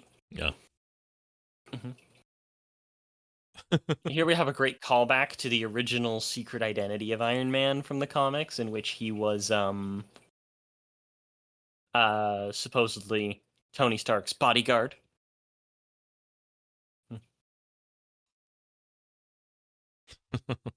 I do like that they get Coulson back in to be part of the end here too.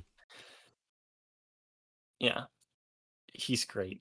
I just can't speak highly enough of Coulson. I just love the character. And again, a lot of that comes from the show. I love the small aircraft have a poor safety record line. But they really do. They really do. They do, honestly. Mm-hmm.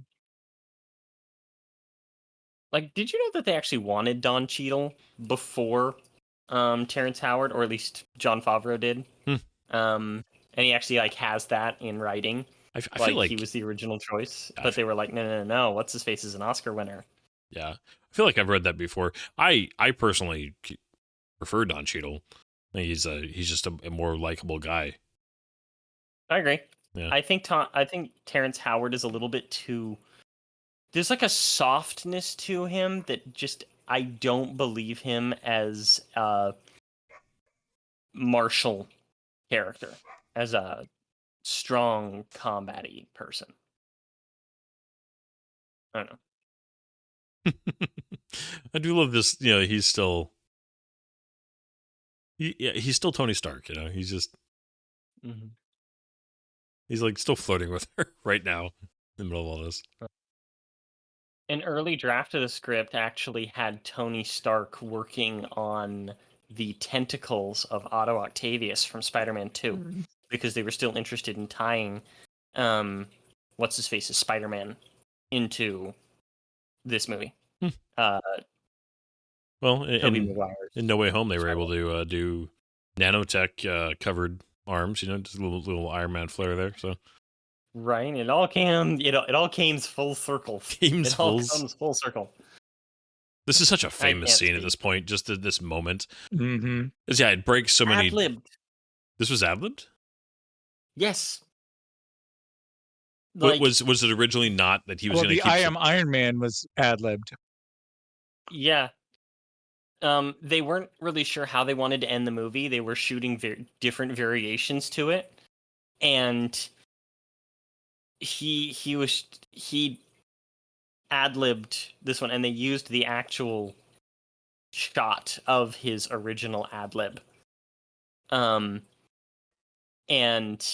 they loved it so much, and it threw the whole secret identity thing out the window, that that they kept it, and then they did the whole like big stand-up questioning scene and closed out the movie.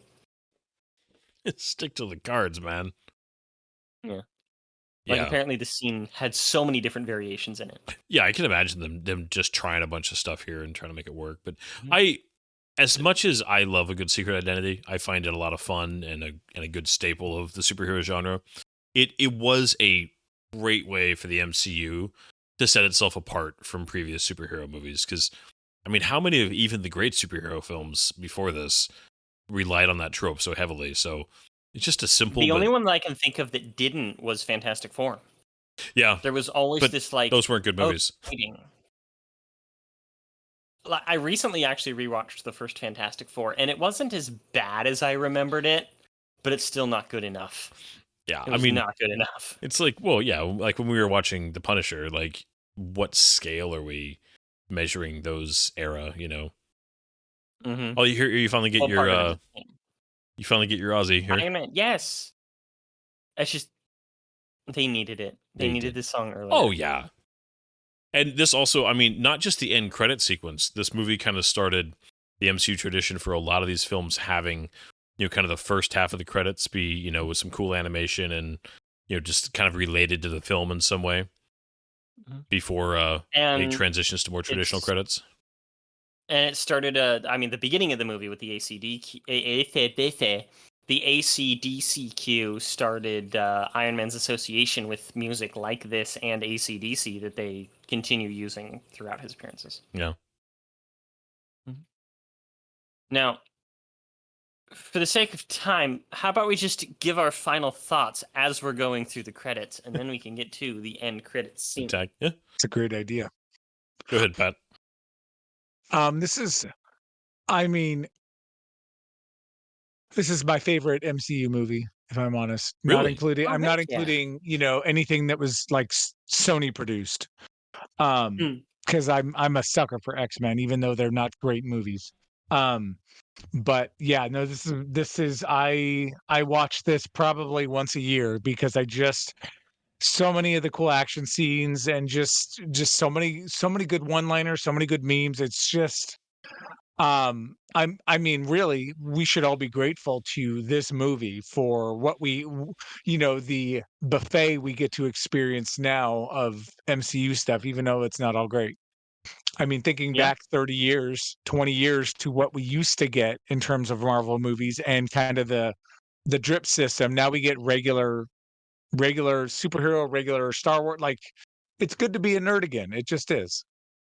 Yeah, this was around the time of the Great Nerd Revolution. Yeah. Like, Matrix kind of started it, but this movie and Dark Knight especially just propelled like the nerd acceptance.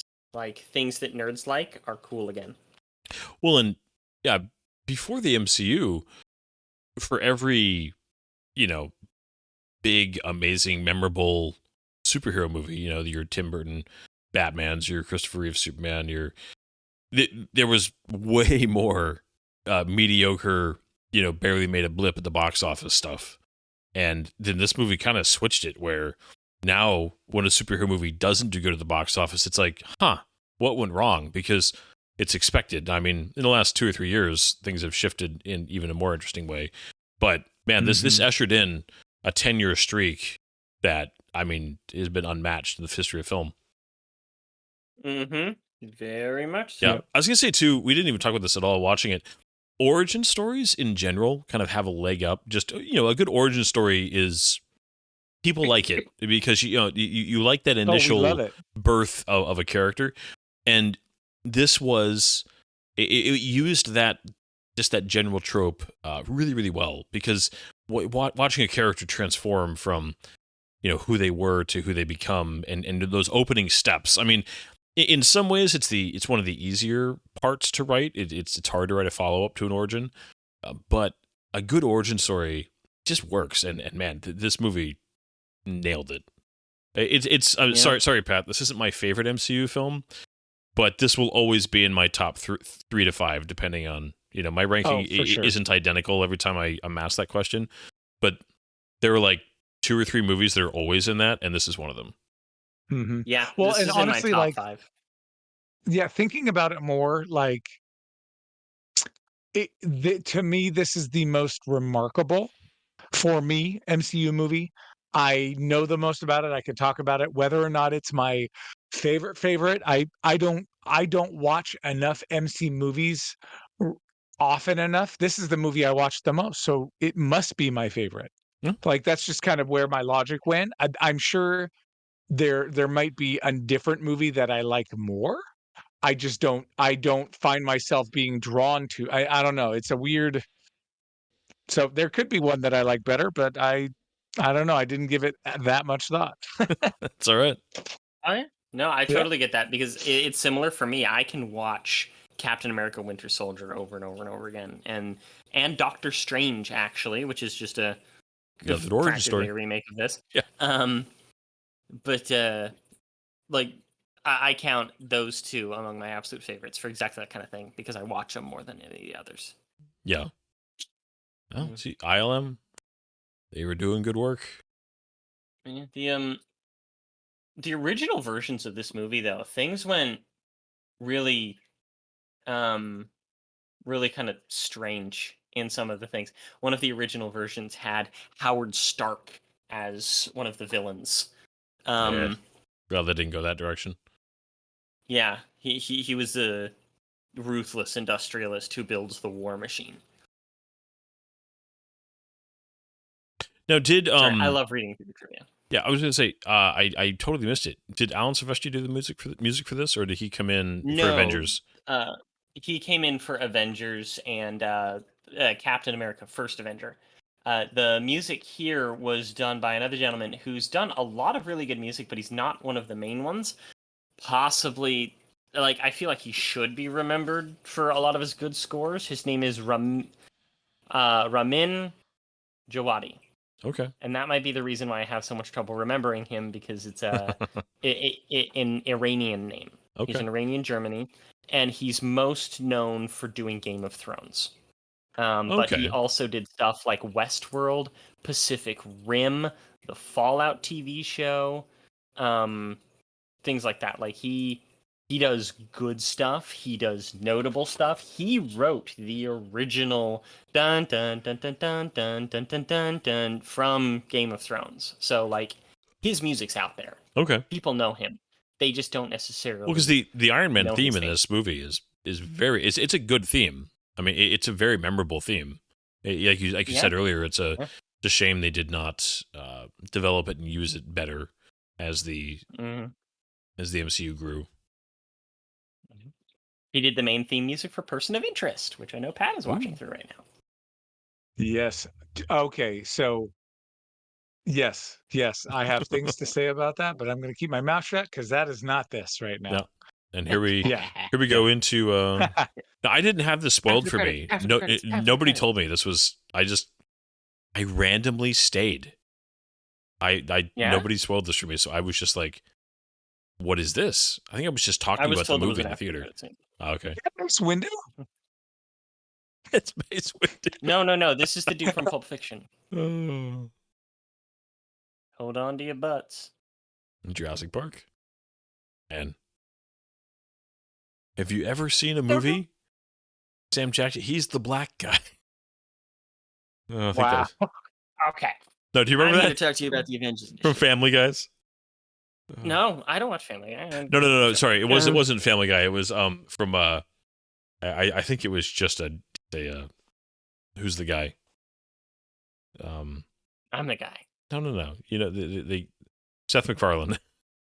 Oh, okay. That was one of his jokes. So Go ahead. the story of Samuel L. Jackson as Nick Fury, that was a really interesting one. In the year 2000, Marvel decided to reboot itself into the Ultimates. Mhm. So they started a brand new universe, the Ultimate Universe. And things were different. Things were edgier, sexier. Oh my god, everything was tight leather and midriffs and unrealistic body portions on everybody. Very Matrixy inspired. And there Nick Fury was suddenly Samuel L. Jackson. Yeah, it was Like it wasn't even subtle. It was just his face. yeah. And they never got his permission. They never talked to him. Nothing. And somebody was just like, "Oh, have you seen these comics?" And he's like, "No." And he had grounds for a lawsuit. And this is a slight hearsay, but I would believe it, that essentially he didn't sue them under the conditions that if they were going to be making a movie, that they have to offer it to him first. I mean, yeah, I could see that being true. Well, he likes comics. He thought it was a great little homage, but he also knew that he's got to protect his brand. Yeah. Oh, and then we went all the way to Secret Wars. Sad. So bad. His character was so cool for so long. Yeah. Anyway, this has been Iron Man. This has been Iron Man. Final thoughts, boys. Patrick, what's your final thoughts on Iron Man? I love this movie. And yeah. When I played the Marvel Avengers game that came out a while ago, that wasn't that great. Always story was good. Iron Man. Yeah, always insta-locked my Iron Man. Oh yeah, no, I get that. Totally get that. That's all I got. Oh, that's fair. No, I we're doing this. It's all right. I also love this film. I remember this film had the fact that another film could kind of compete for mind space with The Dark Knight was quite a feat for me, because The Dark Knight was so good, but this movie was also so good while being such a different type of superhero movie. And I remember thinking about them together a lot during this era, and just thinking this is the golden age of superheroes, because you can have both of these. You can have this. You can have your crime drama with Batman, and it just was. It was one of the first times I remember in my life being aware that no, something special is happening here. Like, and realizing something special is happening before it's all over. So often you get to the end of something and you realize, oh, that was actually something really special.